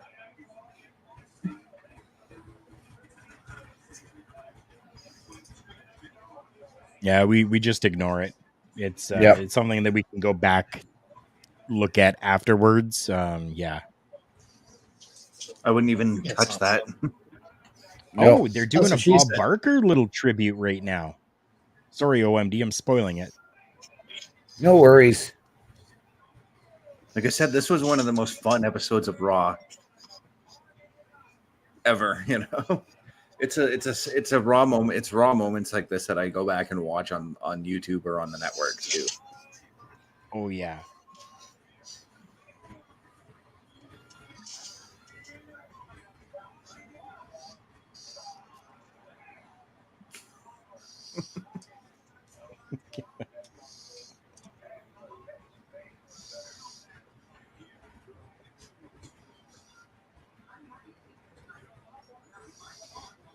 I mean, it doesn't matter what show you're on. With Bob Barker's passing, you just can't ignore the legend that he has brought to the television industry as a whole, Oh, absolutely. Right. He was another person who was a part of all of our childhoods, being sick on a Monday morning from school. Who was home? Bob Barker. Yep. Oh, yeah. I had to look over at my screen real quick here. I heard a motorcycle. I'm like, is that coming down on a motorbike? That was right outside my window. Was that motorcycle rolling thunder?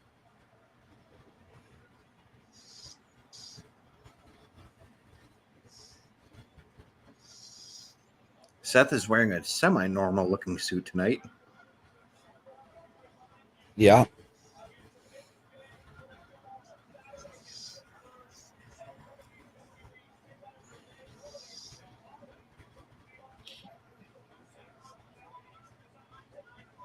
Well, I mean, it is until you see that it goes up to his belly button. Right. He just has a title that covers the other now. Yeah. Yep.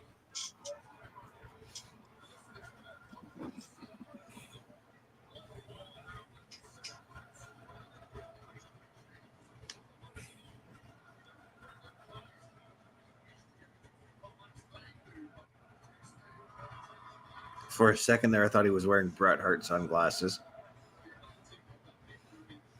I can see it. Very reminiscent. I mean, I could if you really want me to. No, we're good without Brett's glasses. I've always wanted to be one of those But they're kids who the got best. red No, are we glasses, though? by the way. They're the best there are. Best there ever will be. We talked about this last night, Parrish.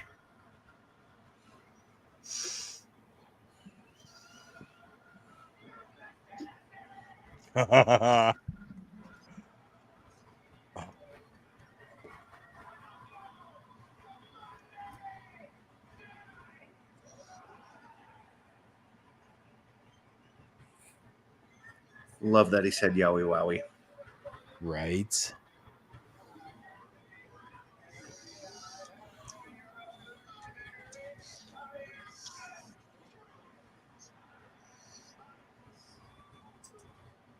Dude is more over than my last relationship.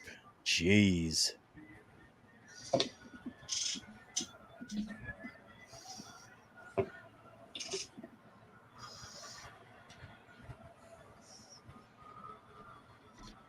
There's actually a guy in the crowd that's dressed up like Seth Rollins too, by the way. Oh, Oh, nice. probably. He's front and center on the hard cam.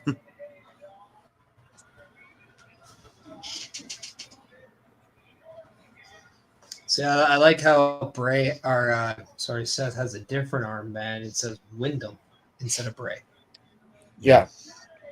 Yeah.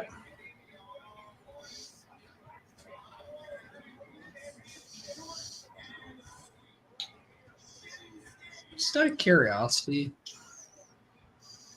we can get anybody to have his old gimmick on there. Husky Harris. Because that would be kind of funny.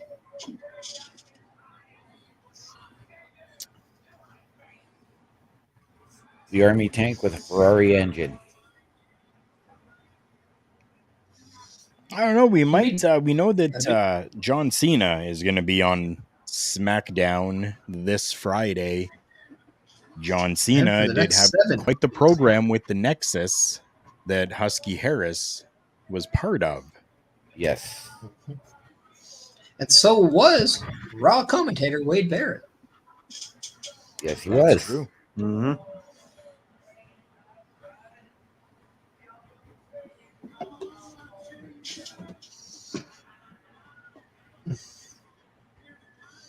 And since you mentioned Husky Harris, I'm going to show it to everybody who wants to join us tomorrow at 8:05 Eastern Standard Time, where some of us come together and celebrate the legacies of these two men, including Bray Wyatt, and I included a Husky Harris Nexus photo in the graphic that I designed.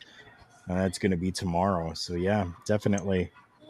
And I'm kind of glad you keep added it here. Yeah, I'm kind of glad you added the Husky Harris character because it shows the evolution of Wyndham Rotunda in the wrestling business in just that little image there.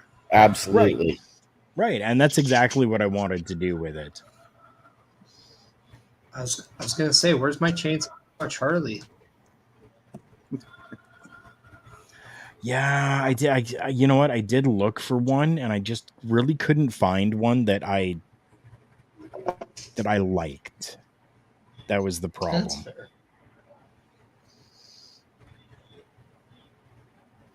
I don't have any pantyhose, or else, I'd maybe put some on, but.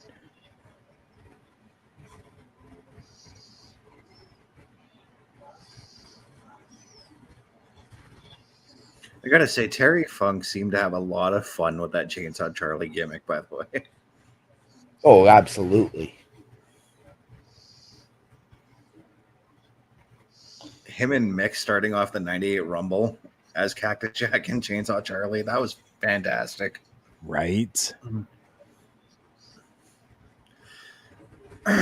Was that the against the New Age Outlaws? Was that match? No, I'm talking about the 98 Royal Rumble match. Oh. Yeah, it's where we saw the three faces of Foley. Yes. It starts off, you had Chainsaw Charlie in the ring, and Cactus came down with just a pile of weapons and threw them all in the ring. Well, first of all, you see trash cans being thrown through the entranceway, and then Cactus coming and grabbing them. These video package programs have been getting better and better and just on point as of late. That Shinsuke Nakamura one that we just saw, Yeah. great, loved it.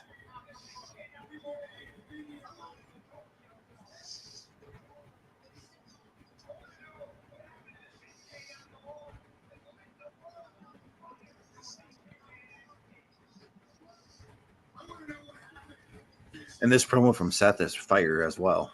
Oh yeah.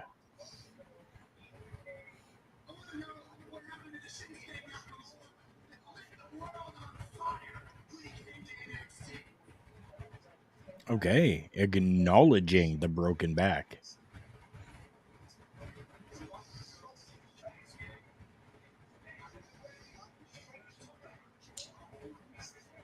So I'm reading that Zoe Stark and Becky Lynch will be the main event tonight. Yeah. Good. If it hasn't already been advertised. It hasn't. It's been advertised, but not as the main.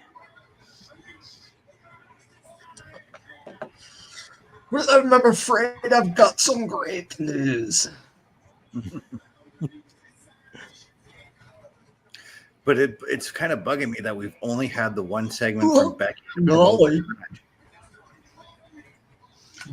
Like, why haven't we gotten something? You know what? I like it for the simple fact that then it's okay. Zoe is back plotting, developing a strategy. She doesn't need to be heard. Her actions will do the talking. Right, but we could have seen like at least a backstage thing where maybe her and Trish were.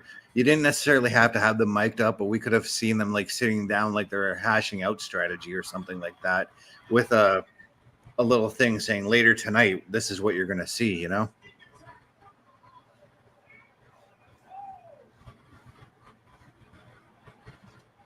I know what I just saw, and I freaking loved it.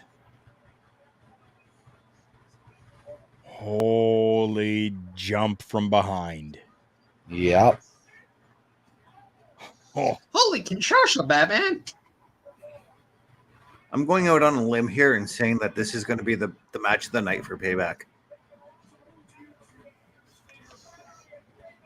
Yeah, I could see that. Definitely, I can see that. Yep. And let's not forget, we're still supposed to get Ciampa versus Bronson Reed. Yeah, I'm going to assume we get that next.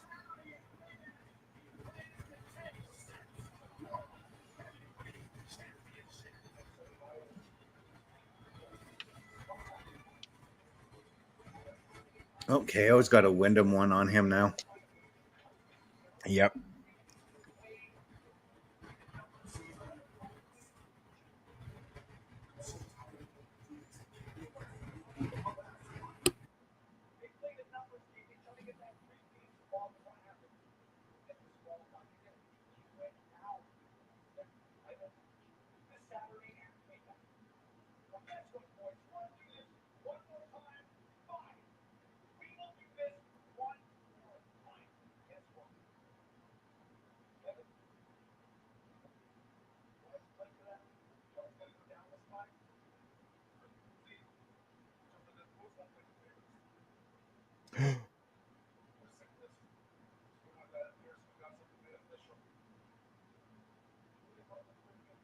Oh.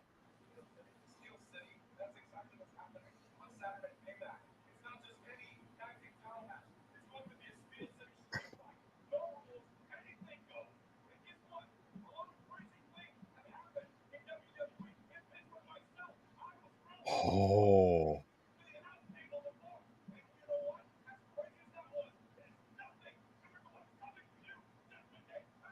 I love it.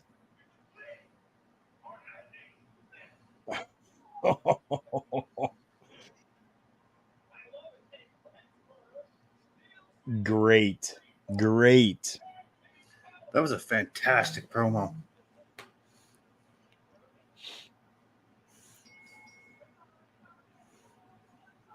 getting a little more hardcore. I'm enjoying this. Absolutely. I And mean, Paris, you were right.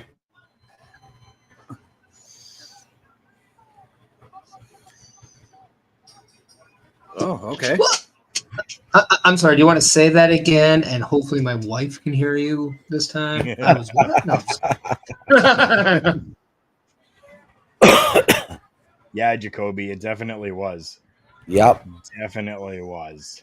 Ciampa's got a Terry Funk band on his arm. Good. I think he has both initials on there, actually. I think he has TF and BW. Yes, he does. Oh, yep. Oh, man, I love their just like the aggression out from the front. Yep. Off the start. Two guys that if they just bring it, it's going to be good. Absolutely. And they're wearing matching colors tonight, too. Why isn't Taz out here to manage them? I think Ciampa is a navy blue, like a dark blue and orange. Yeah, I think you're right. Again, He's sporting the Oiler colors, my friend. do you want to call your wife down? Do you want to call your wife downstairs and I can say you're right while she's... No, I don't. No, I don't. This is boys' time.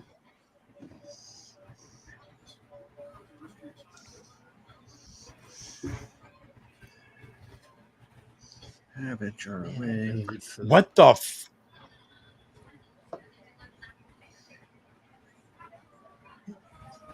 Wow. Uh-oh. Those on the Canadian stream. If you're gonna react to what I am, then yeah, I think it's hilarious. Okay. Yeah. Was it what followed? So for Burger you, King? OMD. So we have a Burger King commercial, which I absolutely love that commercial. Whopper, Whopper, Whopper, Right. Whopper, right? We end that commercial with 4 different types of Whoppers out, being showcased. And then we come to vulvas get itchy. I'm like, excuse me? A what? Not the, do you have an itch? Like no, just straight out there, right in your face, vulvas get itchy. And it wasn't like we got like a little half-second break in between commercials. It was fade right from the Burger King commercial right into that. Right. Oh, Yeah. jeez. Oh, Jesus. And then there's an Old Spice deodorant commercial. That's they're Do they need Old Spice to calm the itchy vulvas?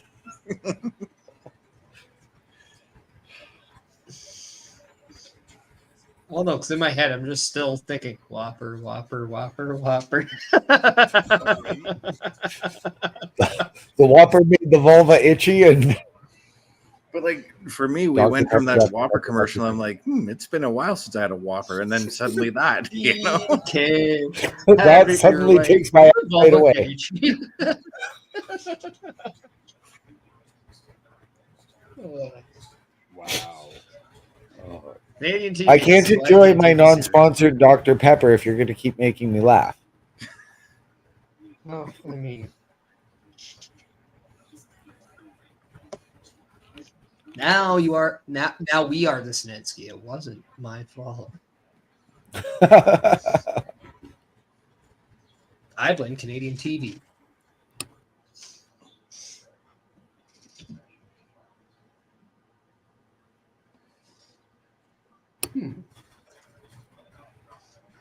Yeah, they're sticking with that big Bronson Reed.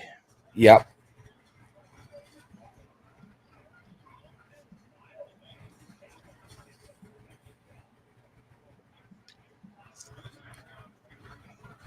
Yes, and Bronson Reed now has big right across the front of his singlet.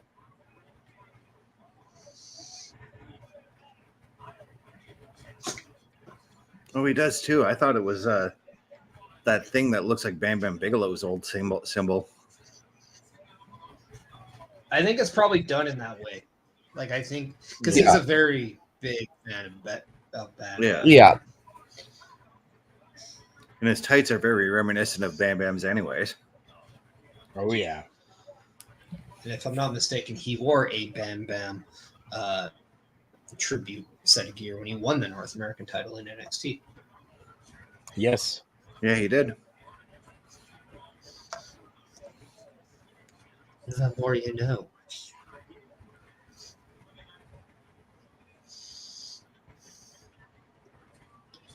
Okay. Interesting.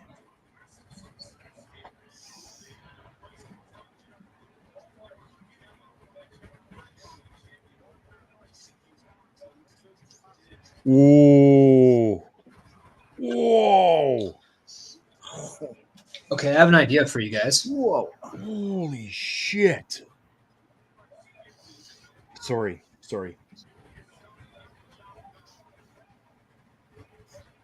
And Ciampa's Oh. got some scary core strength, man. Yeah. I think I just decided, hey, you know what? I got a neck injury, so I'm just gonna become absolutely fit and I'm just gonna look like $1 billion. Yep. Wait, he got fucking shredded when he was out, eh? Yeah. I mean, he Yeah, was. he should have Even been as booked in this- the Teenage Mutant Ninja Turtles because he is Shredder. right.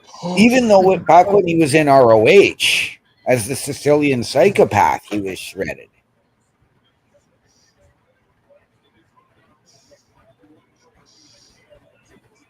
The running power bomb. Goodness gracious. I mean, the way he was shredded, though, puts Tony Nese to shame. Tony Nese is a very shredded dude, too. Yeah. Yeah, but he also looks like Mini J White. Yes, I said it. Look at it. You won't see it otherwise. No.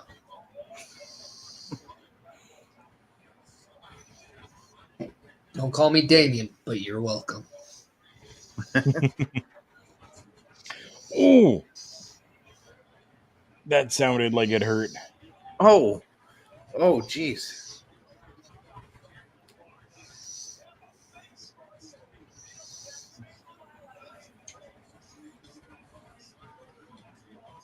Oh, Bronson, don't do that ever again, please. You're going to wreck your knee so bad. Yeah. That looked like he caught the corner. Just do a splash. Just do a cross body because that would be absolutely sick. Yeah. Or a rolling senton off of it. Hmm? But Otis does that. Also, shout Yeah. out saw it. shout out to Rey Mysterio, who did the running senton in tribute for Bray on SmackDown. Yep.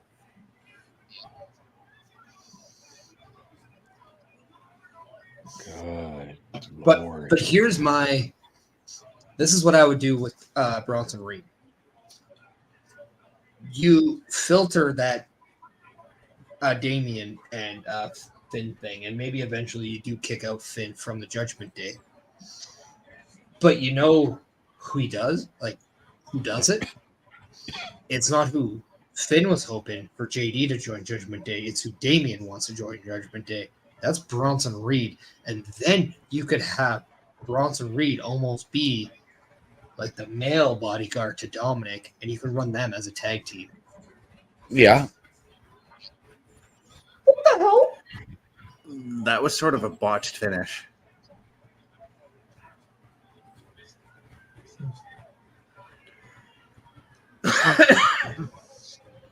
OMD, are you at the finish? Yeah, I just got it. Yeah, that was. That Because you sounds can like a tell personal question, Chris. Dr. Pepper, Dr. Pepper, Dr. Pepper. Oh, they got right the hell out of there, right? Yeah, that was. And Jackie Redmond decided to show her eyes and not put in 1,000,000 pounds of makeup on this week. Very good. Because she has nice eyes. Oh, she does. Karl, you look confused at that last match finish. Yeah. You can tell that was supposed to be a crucifix, but they screwed it up badly. Hey, it is what it is. They still, up until that point, had a fantastic match. Yeah. Yeah. And it's like we've always said in the wrestling business, you get a botch, you just roll, you just keep rolling out with the punches. Yep. Right.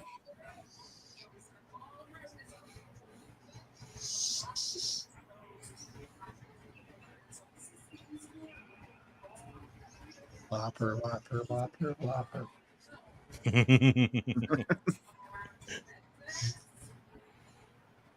Okay, so it seems like this last 45 minutes is going to be devoted to the women. If they're going to give Becky and Zoe a little bit of time. Right.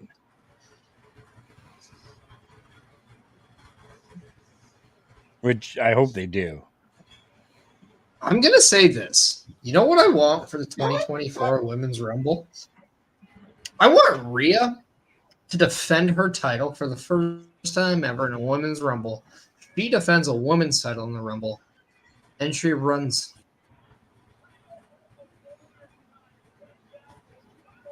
How crazy would that be? She goes number 1. She defends her title, and she wins it. She'd also become the first woman to win 2 years back in back to back. Yes, she would. That's true. She is the best female wrestler right now in wrestling. But right Don't now, come one at of the me. talks for winning the Women's Rumble, that's if she is signed, is Raquel. Kairi Sane. Yeah. Hey, I would Yeah. love that because I would do Kyrie versus Asuka versus Io at WrestleMania. Don't care. That would be Yep. awesome. Yeah.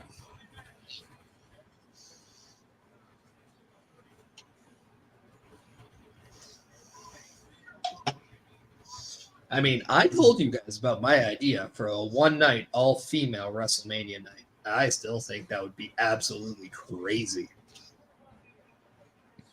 Oh, I agree. Yeah.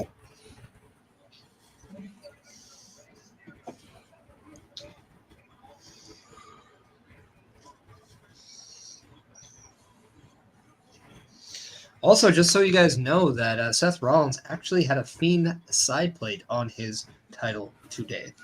I saw that. Oh, I missed it. He would have it on his right side as he did have the Seth Rollins on his left.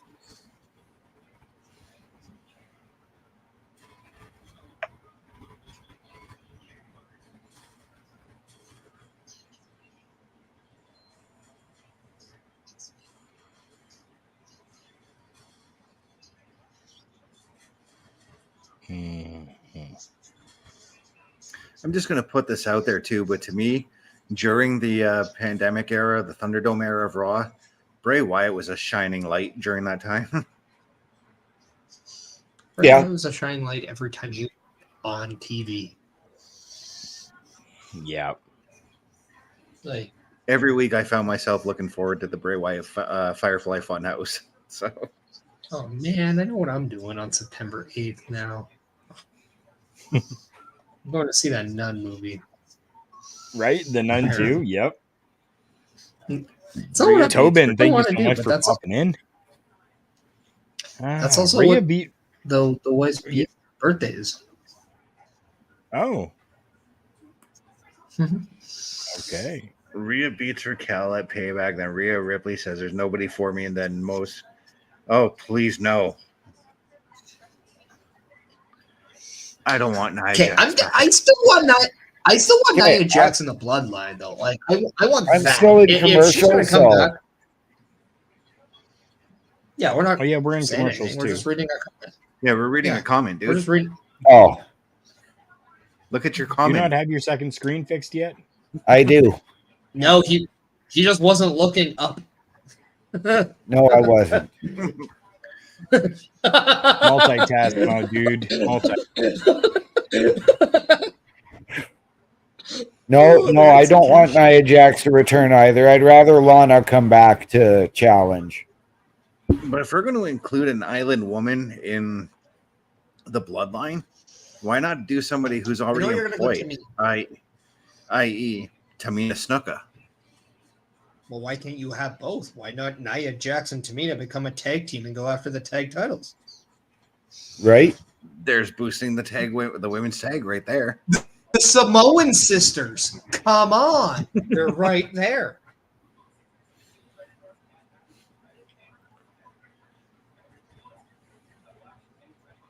Mm-hmm. I mean, what's the... I know Uso is like that Samoan word for brother, but what's the one for sister? They could be that. Usas? Speaking of women who I have don't- basically I don't just think their so, filler, but- where's Emma But- been? Well, Does it really matter? I've been curious about that because I'm thinking about when Parrish was talking about building the women's tag division.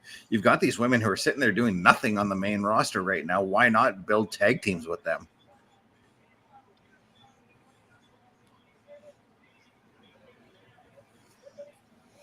They could team her up with Dana Brooke.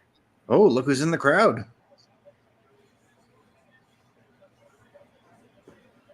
As This long is as they don't interesting. show her 50,000 times during this matchup, okay, we'll be fine. No, but this is interesting. It's because not only is she in the crowd, but like Rhea Ripley goes down to NXT a lot because Dom is the North American champion. Yep. But also after Payback, look for Becky Lynch to work a program with Tiffany Stratton. Well, in Tiffany did NXT. list her in. Tiffany did list her in the names of women she'd like to challenge, right? Yeah. Yep. Tiffany also credited her for an NXT championship run, which never happened. Yeah, that's what I was referencing, OMD. And that could be something for Becky too. Like she can come back to it, go down to NXT, say, "Hey, I want to challenge you for this belt because I've never won it." You know? Yeah. Yeah. Okay, so Uso is also, from what I understand, if a female is to say your brother in Samoan, it's two again. But if a female says it to your sister, it's still Uso. Oh. I'm going to assume we don't have anybody that can clarify this in the chat, but if we do, please do, because I am very curious. Yes. There's another female that could join the bloodline, but I know she's doing her thing with Joe Gacy right now. But the Rock's daughter could do it. Ava Rain. She's Yeah. already the main roster. If I can't think of her anybody name has right Ava. Ava Rain. Yeah, Ava Rain. Ava Rain. Yeah. But if anybody has a She's chance, go nowhere check out Rank. near. Yeah, not ready. Not ready. Yeah, It's like That's a what car I with was a saying. broken I know motor she's at the nowhere near race. They're ready. not ready. But she'll get there. Yeah. I mean, she has been a wicked light in schism Mhm. right now. Like she can carry herself in segments, but in the ring, it's still going to be. Gotta love the Yeah, I R do plus fi- D. I was on gonna say I everyone's do face find her tonight. promo skills getting better and better each week. Yes, it does. And I can only assume that it means Rhea and Dom. Yeah.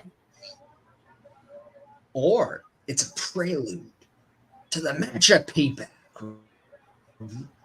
Raquel. I don't know.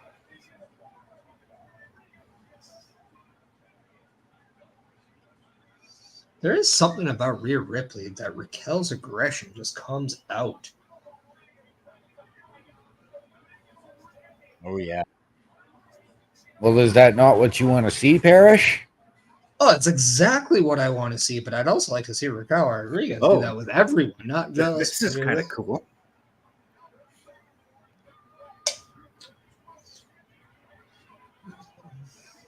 Aw, This is, yeah. I kind of wanted to see her attack Dom. Oh, okay. Oh, okay. Oh, jeez. Oh, The headbutt to the cleavage. Oh yes, just wait. You'll see some, some other good stuff too. Yeah. But wait, there's more.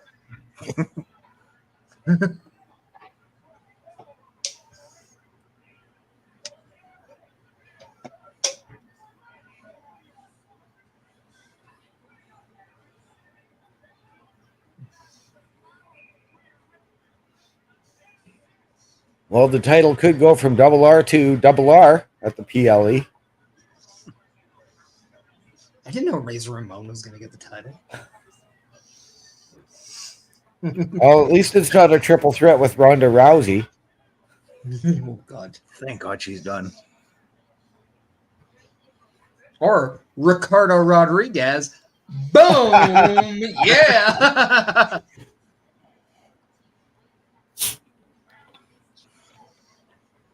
Or Katie Burchill. She's a pirate. Arr.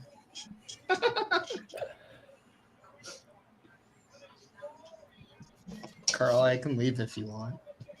Oh no, I got it. Jason, yeah, definitely. I mean, could very well be. He says, "I'm sorry to tell you, but who you saw in the audience is helping Zoe or Trish this Saturday in the steel cage match. She's a fan of Trish as a kid and called out Becky. Yeah, she definitely has called out Becky, and you know what? Like, I think that could work as a way to start that program, like you were talking about, Parrish, right? Yeah.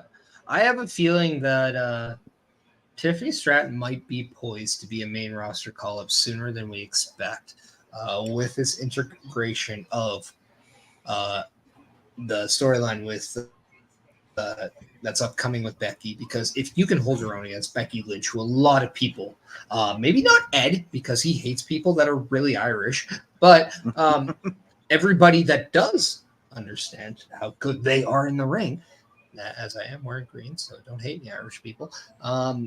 But if she can hold her own against Becky Lynch, who's to say she can't hold her own against anybody else on the main roster? This is going to be a giant test, just like Seth Rollins is a test for a lot of people. Ask Carmelo Hayes, because he had that as well. And he went down with Braun Breaker as well. Another test, just to see if these people can be ready, because if you can hold your own against guys like that, not only are you primed for the main roster, but you're primed to have a very good position on the roster in ring. It's just all about whether or not now you can carry things with your mouth, with the microphone, because we all know in WWE, if you can't talk, then you might not walk. Yeah. Right. I can still cut promos, people. Might be retired, but I'm not gone.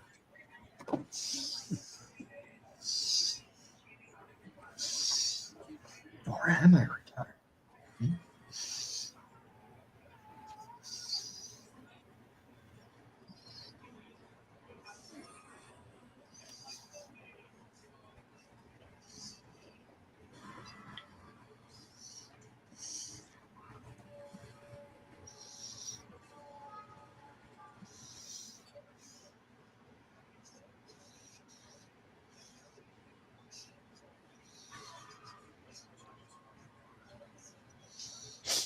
My neighbors downstairs are being just ridiculous right now. There's like hammering and sawing and a whole bunch of stuff going on. At 10:30 at night? Yeah.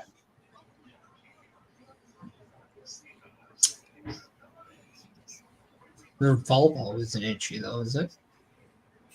No, not mine.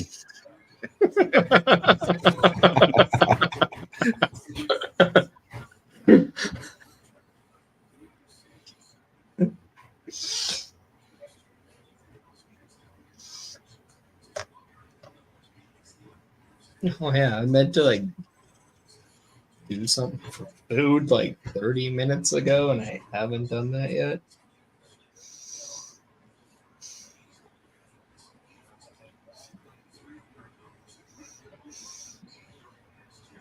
And Parrish, look at the screen.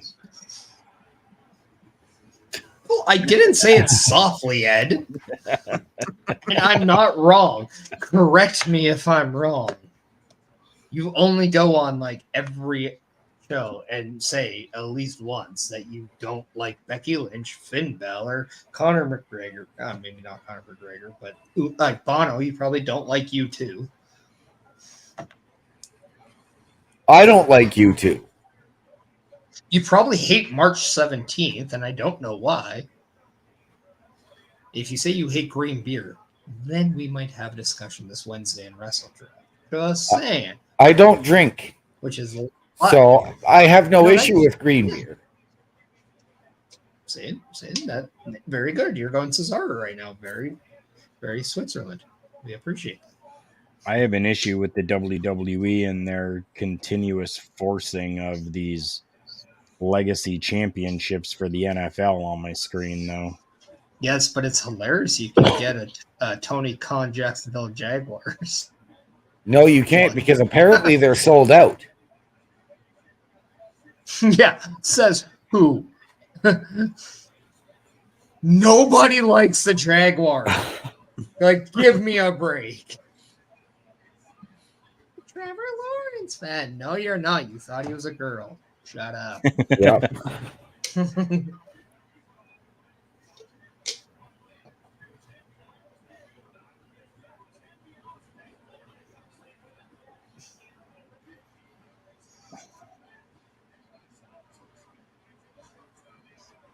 Raquel looks too happy in her promo. I was just gonna say that, like, she should look like she's like, I don't know. She should look like she wants to win the title, and not. Well, don't get me wrong. You're a baby face, right? You're gonna be like happy. The other ones like looking like they're like, you farted in my face. I get it, but like, I don't know. Like, give me a badass Raquel Rodriguez. Is that so much to ask? If she does what she did tonight, Yeah. in like every time, man, that's a badass. All right, guys, we're getting our Terry Funk tribute.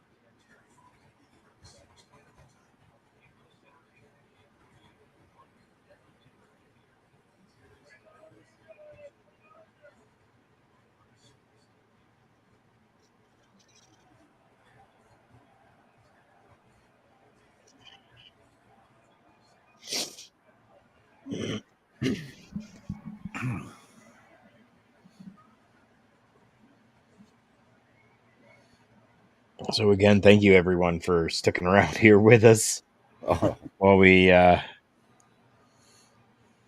just took a few moments. Absolutely. So there is no Jacksonville Jaguars belt in the Legacy Championships. There was supposed to be, but as I said, Tony Khan's dad put the kibosh on that because of obviously their affiliation with AEW. Right. 29. I mean, they're never going to win a Super Bowl, so why should they get a title anyway? Right. Why do the Bills get one? They've only been to 4 and never won. Yeah, but they've at least been to the Super Bowl. You're making me do this, man. You're a Dolphins fan. Yes, I am. We've at least won one, and we went undefeated it completely with a Super Bowl victory in that season. Not with Dan Marino, but he. No, we didn't. In Ace Ventura, Pet Detective. I do like that one though. Hey man, and go to the Saints, man. Black and gold. It's the color title should be. Just saying. Just saying. Can't hate me for that one.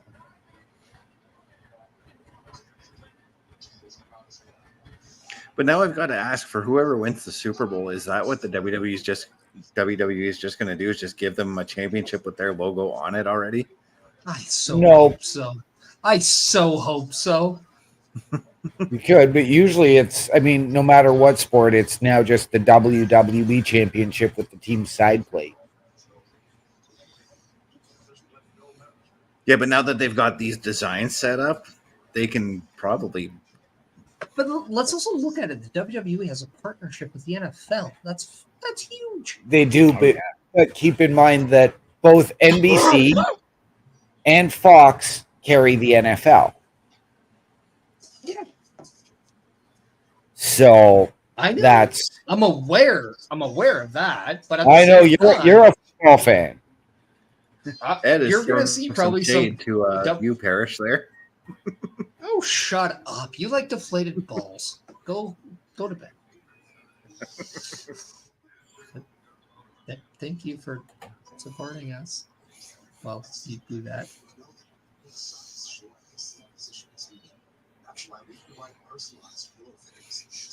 Rose.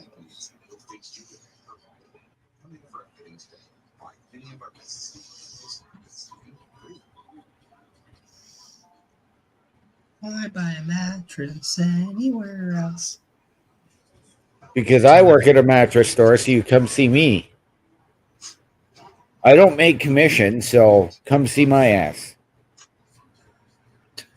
Dr. Pepper, Dr. Pepper, Dr. Pepper.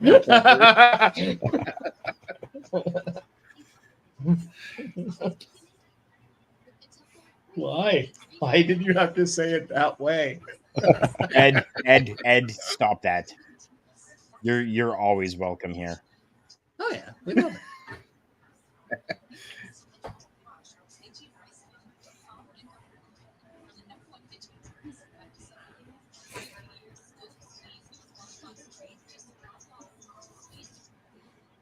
No, Ed, I'm just saying go to sleep. You need your rest because, well, on Wednesday, we have a show. You have another show tomorrow with Taking Over with Astrid. So, I mean, you need your rest. You have a big week.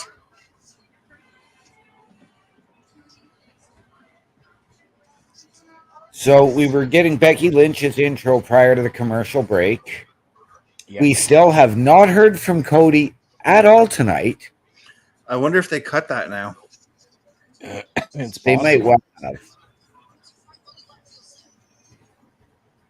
Because we've only got 20 minutes left of the show, and that's plenty of time for this match coming up.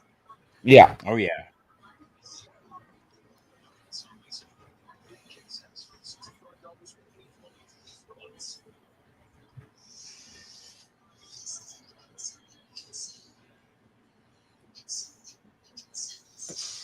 Well, I did it. I'm having it my way.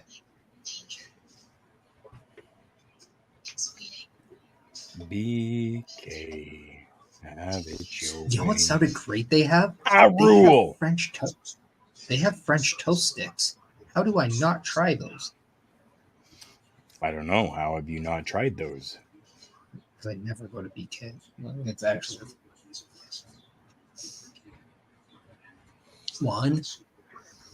I must we have really good donaires here, so it's kind of hard to not go there sometimes. Okay. Like they're huge. Oh, next week we got Gunther and Chad Gable, the Intercontinental Championship. Would this next week put that right after Honky Tonk Man's reign? I believe so. I don't know. Got Tornado Tag Team action next week as well. With Riddle and McIntyre taking on the Viking Raiders. That should be a good match. That'll be fun. Yeah, I've got that graphic up on my screen right now. And we got Stratton being shown again. Yep.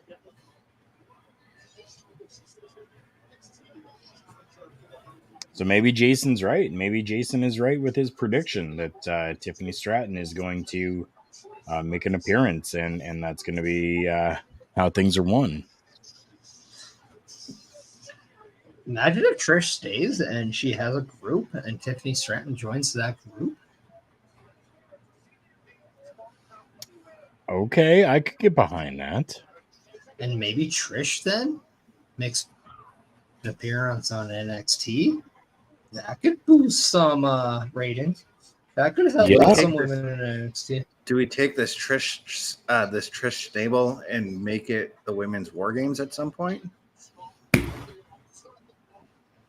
Becky rounds up some of her friends, maybe. Could see it. Mm-hmm. I don't hate that idea. And coming in next Friday, I believe, breaks a record.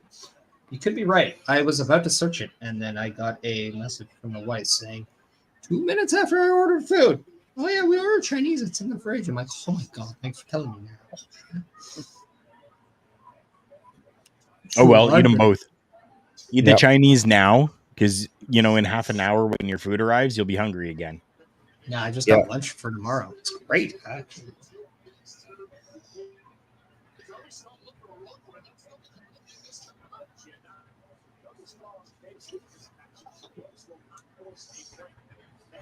I've been craving Chinese for a long time, and we have this fantastic restaurant here, Parrish, the Golden Dragon Chinese buffet.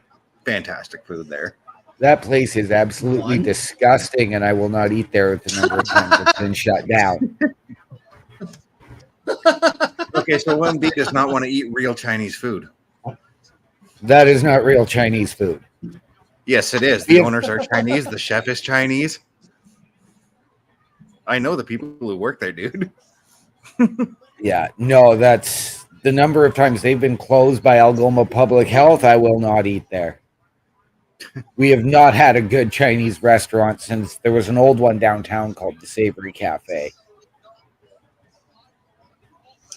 I mean, what was the name of the one you were saying, Chris? The Golden what? The Golden Dragon. Oh, the gold. Okay, A+ on the name. That is a fantastic name. Zoe Stark looks really good right now in this match. Yeah.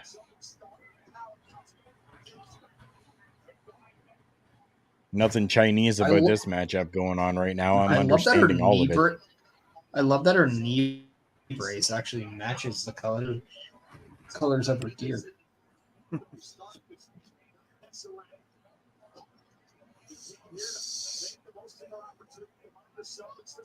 Okay.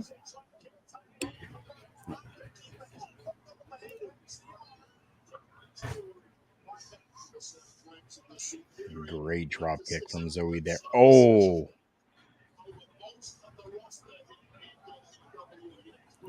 So, contrary to reports that Shahid Khan removed the Jaguars title, a customer rep from Fanatics clarified in a tweet that the belts had simply sold out with plans for restocking. Oh my god, that might have been the funniest thing of the night. Right? And OMD totally missed it because he was too busy with AEW Jacksonville Jaguar shit. So Trish Stratus goes underneath the ring to go and grab some steel chairs, OMD. Okay. Grabs a steel chair. Very first one. Throws it into the ring.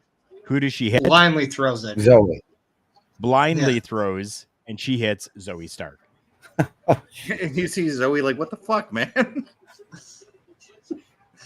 I bet you they're both trying not to laugh. Like, how can you not? Like, that is just too funny. How fitting was it, though, that they did the tribute to Terry Funk right before what is essentially a hardcore match right now? Right. Oh, I mean, I think that was on purpose. And so far, a great hardcore match. Yeah. Yep. And no, Ed, I used to eat Chinese food, but honestly, I haven't enjoyed Chinese food in years, so I don't bother with it. Yeah, OMD simply stands for only McDonald's. Duh. No, McDonald's is disgusting.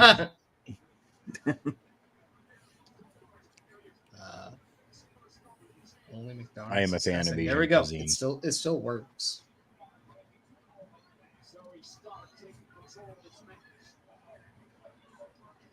I mean, orange chicken is just awesome. So, thank you. I don't know. I don't like poultry, so Really? A nice kung pao or some beef with broccoli.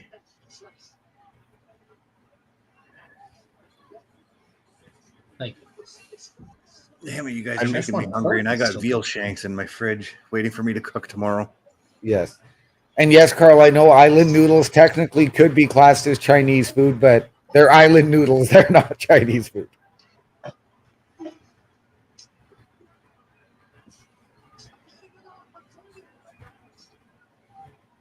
Did you guys notice that Zoe Stark was grabbing her head, almost selling that shot from Trish? Yeah. I mean, came out of nowhere, man. Right? And I think She that did not that is expect it. right, and I think that that's great. It's great for her to have done that. Absolutely.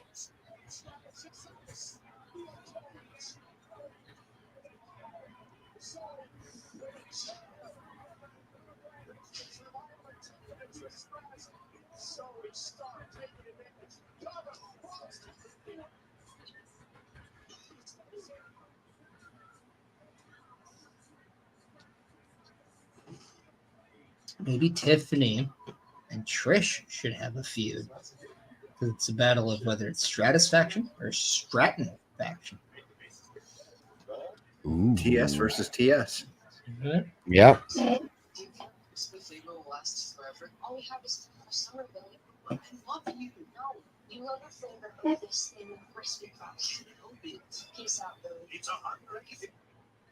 You know, good on that girl. Understanding that pizza is more important. Right? Respect. Yep. Little Caesars commercial, people. If you're not Peace out, Canadian, Billy. you didn't see that. Yeah. Billy? It's pizza, man. Be better. I love me a good thin crust pizza, but I cannot justify spending more money at Little Caesars for a thin crust pizza over their hot and ready. Right. And their hot and readies aren't that bad either, so. They're not terrible. I mean, they're quick, cheap pizza.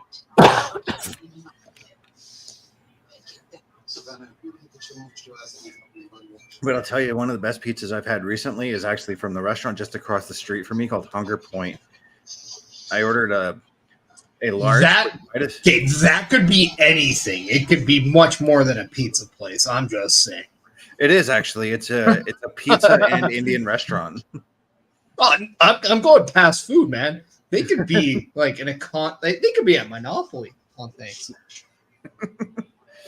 But no, I ordered a large there once, in a large pizza, and it might as well have been an extra large. That's how big the pizza was. Wow. It was huge.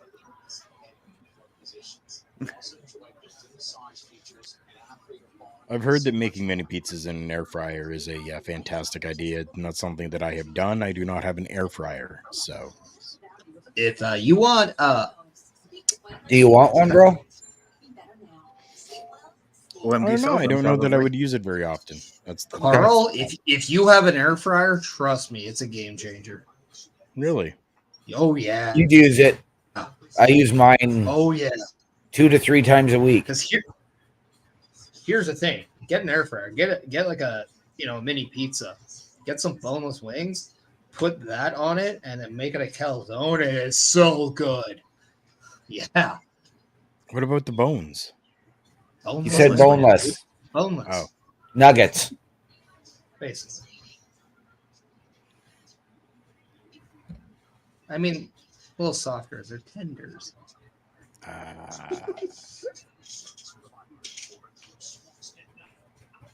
Be surprised how often I can use it. Yeah, I might have to look into it. I got some expenses that I need to take care of first. Trust me, you and Bro, I have a spare that you can have.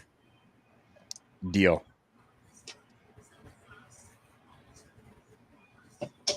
oh yeah, man. Like, So you would have a lot more wings for one because you can make wings in like 15 minutes. It's great.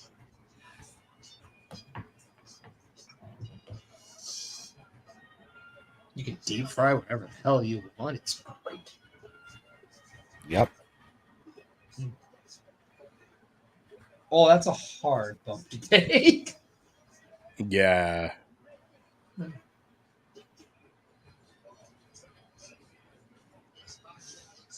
Oof. Oof.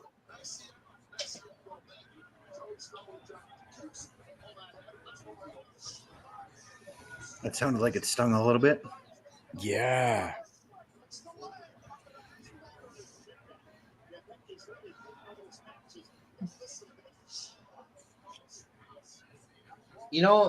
Depending on what they do with Zoe Stark after this, I could see her being a legitimate shot for winning next year's Money in the Bank. Okay. I could see it. I could see it if Raquel wins the women's title at Payback, Zoe being the first one to step up to that challenge. Okay.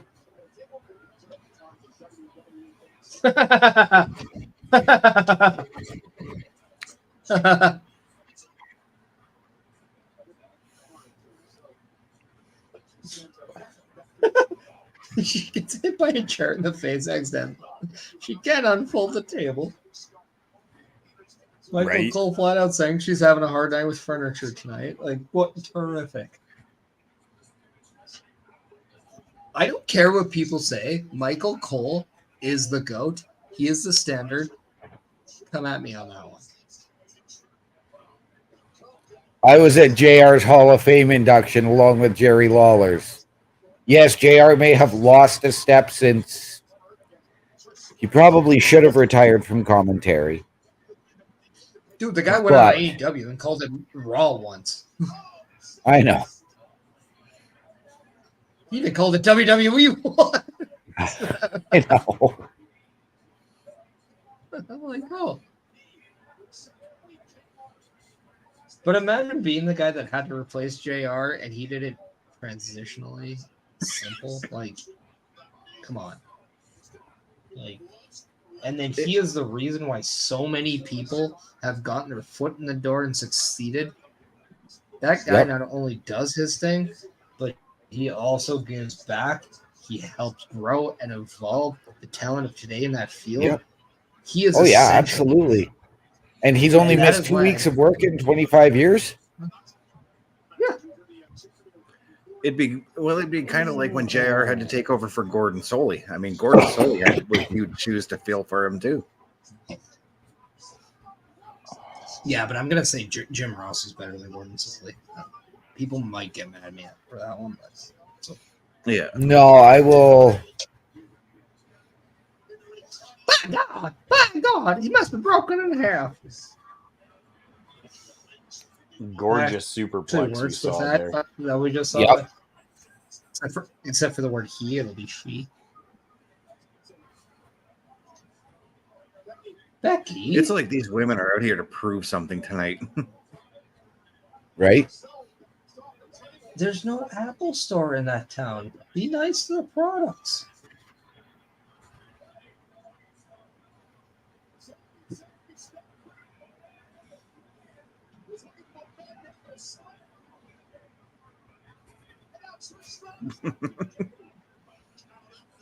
Oh.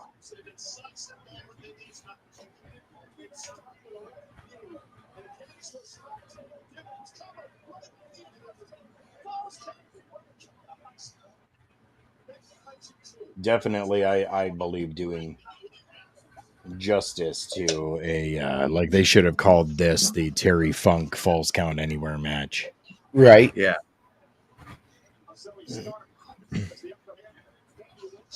A funkle in the jungle.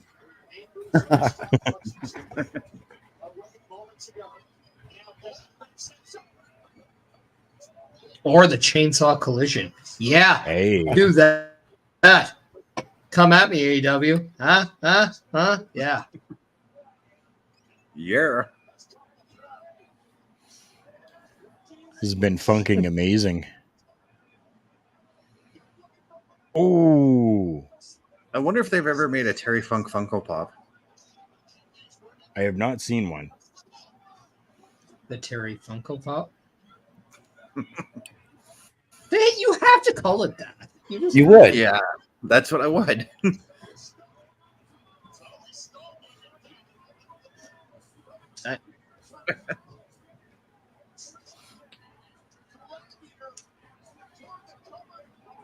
I mean, you're not wrong, Ed. Trish landed on her rear butt. Thankfully, she didn't talk My anything hole! about her hole. My hole. But you did see her drop an F-bomb. Mm-hmm. Hey, you land on your hole and you don't drop an F-bomb? Come on. That hurts, man. It is the most awkward bump in the world. Oh, I know. 7 years old. And this is trying to coming do it. This is coming from a guy that landed on his nuts almost every time I drew a very nice drop kick. Holy Me, 7 years old. shit. Me, 7 years old, wrestling one of my fucking wrestling buddies. I broke my tailbone off my fucking mom's chair. I mean, she hit you with a chair. Wow.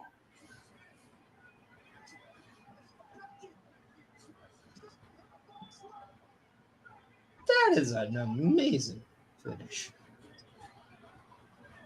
Amazing finish.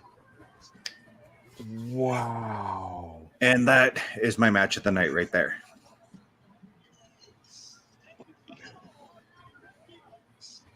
I mean, there's a headbutt. Yeah. Come on.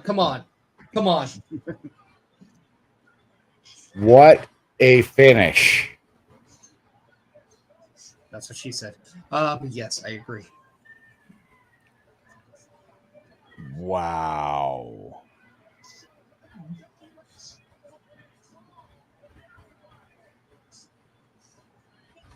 Ooh, I'm even more excited for that steel cage match now. Right? I think I might be on the side now that this cage match needs to end the pay-per-view. Yeah. I'd say, but the World Heavyweight Championship needs to main event a pay-per-view. That's the argument right now, Parrish, is who's going to headline the cage match or the World Heavyweight. That's the argument that's going on online right In the now. IWC? Yeah. Oh, because Look at that bruise on Trish's arm. I don't know. I've got Parrish's favorite sport on TV right now. I have football. So I went to the Football Network. So So Ed, so they're up on roadie carts essentially, and all three of them, Zoe, Becky, and Trish, and they're all fighting, amongst themselves. And Yeah. Zoe actually gives a huge forearm to Trish, which knocks her off of the roadie chest onto a table, and then you see the shock in Zoe's face, and then Becky essentially what They were both looking pretty shocked as to what happened. yeah, but then Becky did what? Becky Ducked when Zoe took a swing at her and then hit the manhandle slam going Yeah. the other side. there we go. Yeah. For the Through a table. Yes. Trish went through a I table was on the other blanking. side too, by the way. I mean, Yes, if they you're did. gonna only have one real women's match on the show, that's a pretty freaking good one to have. I'm just gonna say. Yeah. Right? Well, we are getting 2 women's matches on the show. So So far, we never know. yeah, I was gonna say so far because we still have to find out what Io Sky is gonna be doing for the show. If she's doing anything. Yeah, we have no idea. Well, ladies and gentlemen, thank you so much. That has been another edition of Monday Night Raw. We are going to wrap it up and call it a night here. Before we do, as always, we are going to go through and let you know where you can find them and what they have coming up this week with our local establishment. We'll start just over here beside me with Mr. Chris Best. All right, guys. So tomorrow night, 8:05 Eastern on Turnbuckle Talk, we're going to be doing a career retrospective, talking about Bray Wyatt and Terry Funk, reliving our memories of those wrestlers. And you guys are more than welcome to join us in the chat, join us on video, do what you must. But you can follow me at facebook.com at chris.best83. You can find me on YouTube at chrisdamage83, or you can find me on Twitch at CBRS_entertainment. Or threads.net at cbestfilms83. And let's transition to the box right below. Let's go to Parrish. Well, you can follow me on all the socials. The ones that are just there, just revolving around the ticker on below. You can follow me on the Twitch. You can follow me on the YouTube. You can follow me on the Kick. You might ask why. I have no answer. Everyone just seems to be transitioning, so why not? But follow me on the X. Follow me on the Threads, the Instagram. It's all right there. What I have coming up in the morning, it's oh yeah, you don't want to know about that. But on ORLE, you can follow me every Monday with the Monday Night Watch Long. On Wednesday, you can follow me kicking Ed's butt on Wrestle Draft because I have the title, because I'm the season 1 champion. But yeah, it'll be fun. Ed is doing really good though, so yeah, do that. But then every Sunday, with Busting Out with Bobby Munson, as I did pop in on Sunday live from the Toronto airport, the Lester B. Pearson airport. Therefore, my streak continues. I've never missed an episode, baby. So come check us out this week as yeah, we don't know what we're going to talk about. We might even have a guest. Who knows? Who But that's knows? what I thought. OMD. Well, you can follow me on Facebook under my name, Daniel Horisic, on Snapchat, One Man Dynamic, and on Twitch, OMD17. Coming up tomorrow, I may well be joining you guys on the tribute show for Bray Wyatt and Terry Funk. I'm just not quite sure what's going on at 8 o'clock yet. And you can catch me this Thursday as I am running the Boar's Nest with Bubba Duke. And we will be playing the Texas Chainsaw Massacre game. Awesome. And for me, you can find all of my links over at Linktree, linktr.ee/Karl Karafel. That's linktr.ee/KarlKarufel. I really don't have a whole lot more coming up. I know that I'm going to be doing another record for Paramindful coming up very, very soon. Hopefully another episode of Got the Pod Life, as well as recording for some more beats and beat downs to come out as well. And my plate is always full, but I absolutely love it. Again, thank you everybody for coming by. We absolutely appreciate each and every one of you, and we hope to see you all again next week as well. Until then, bye.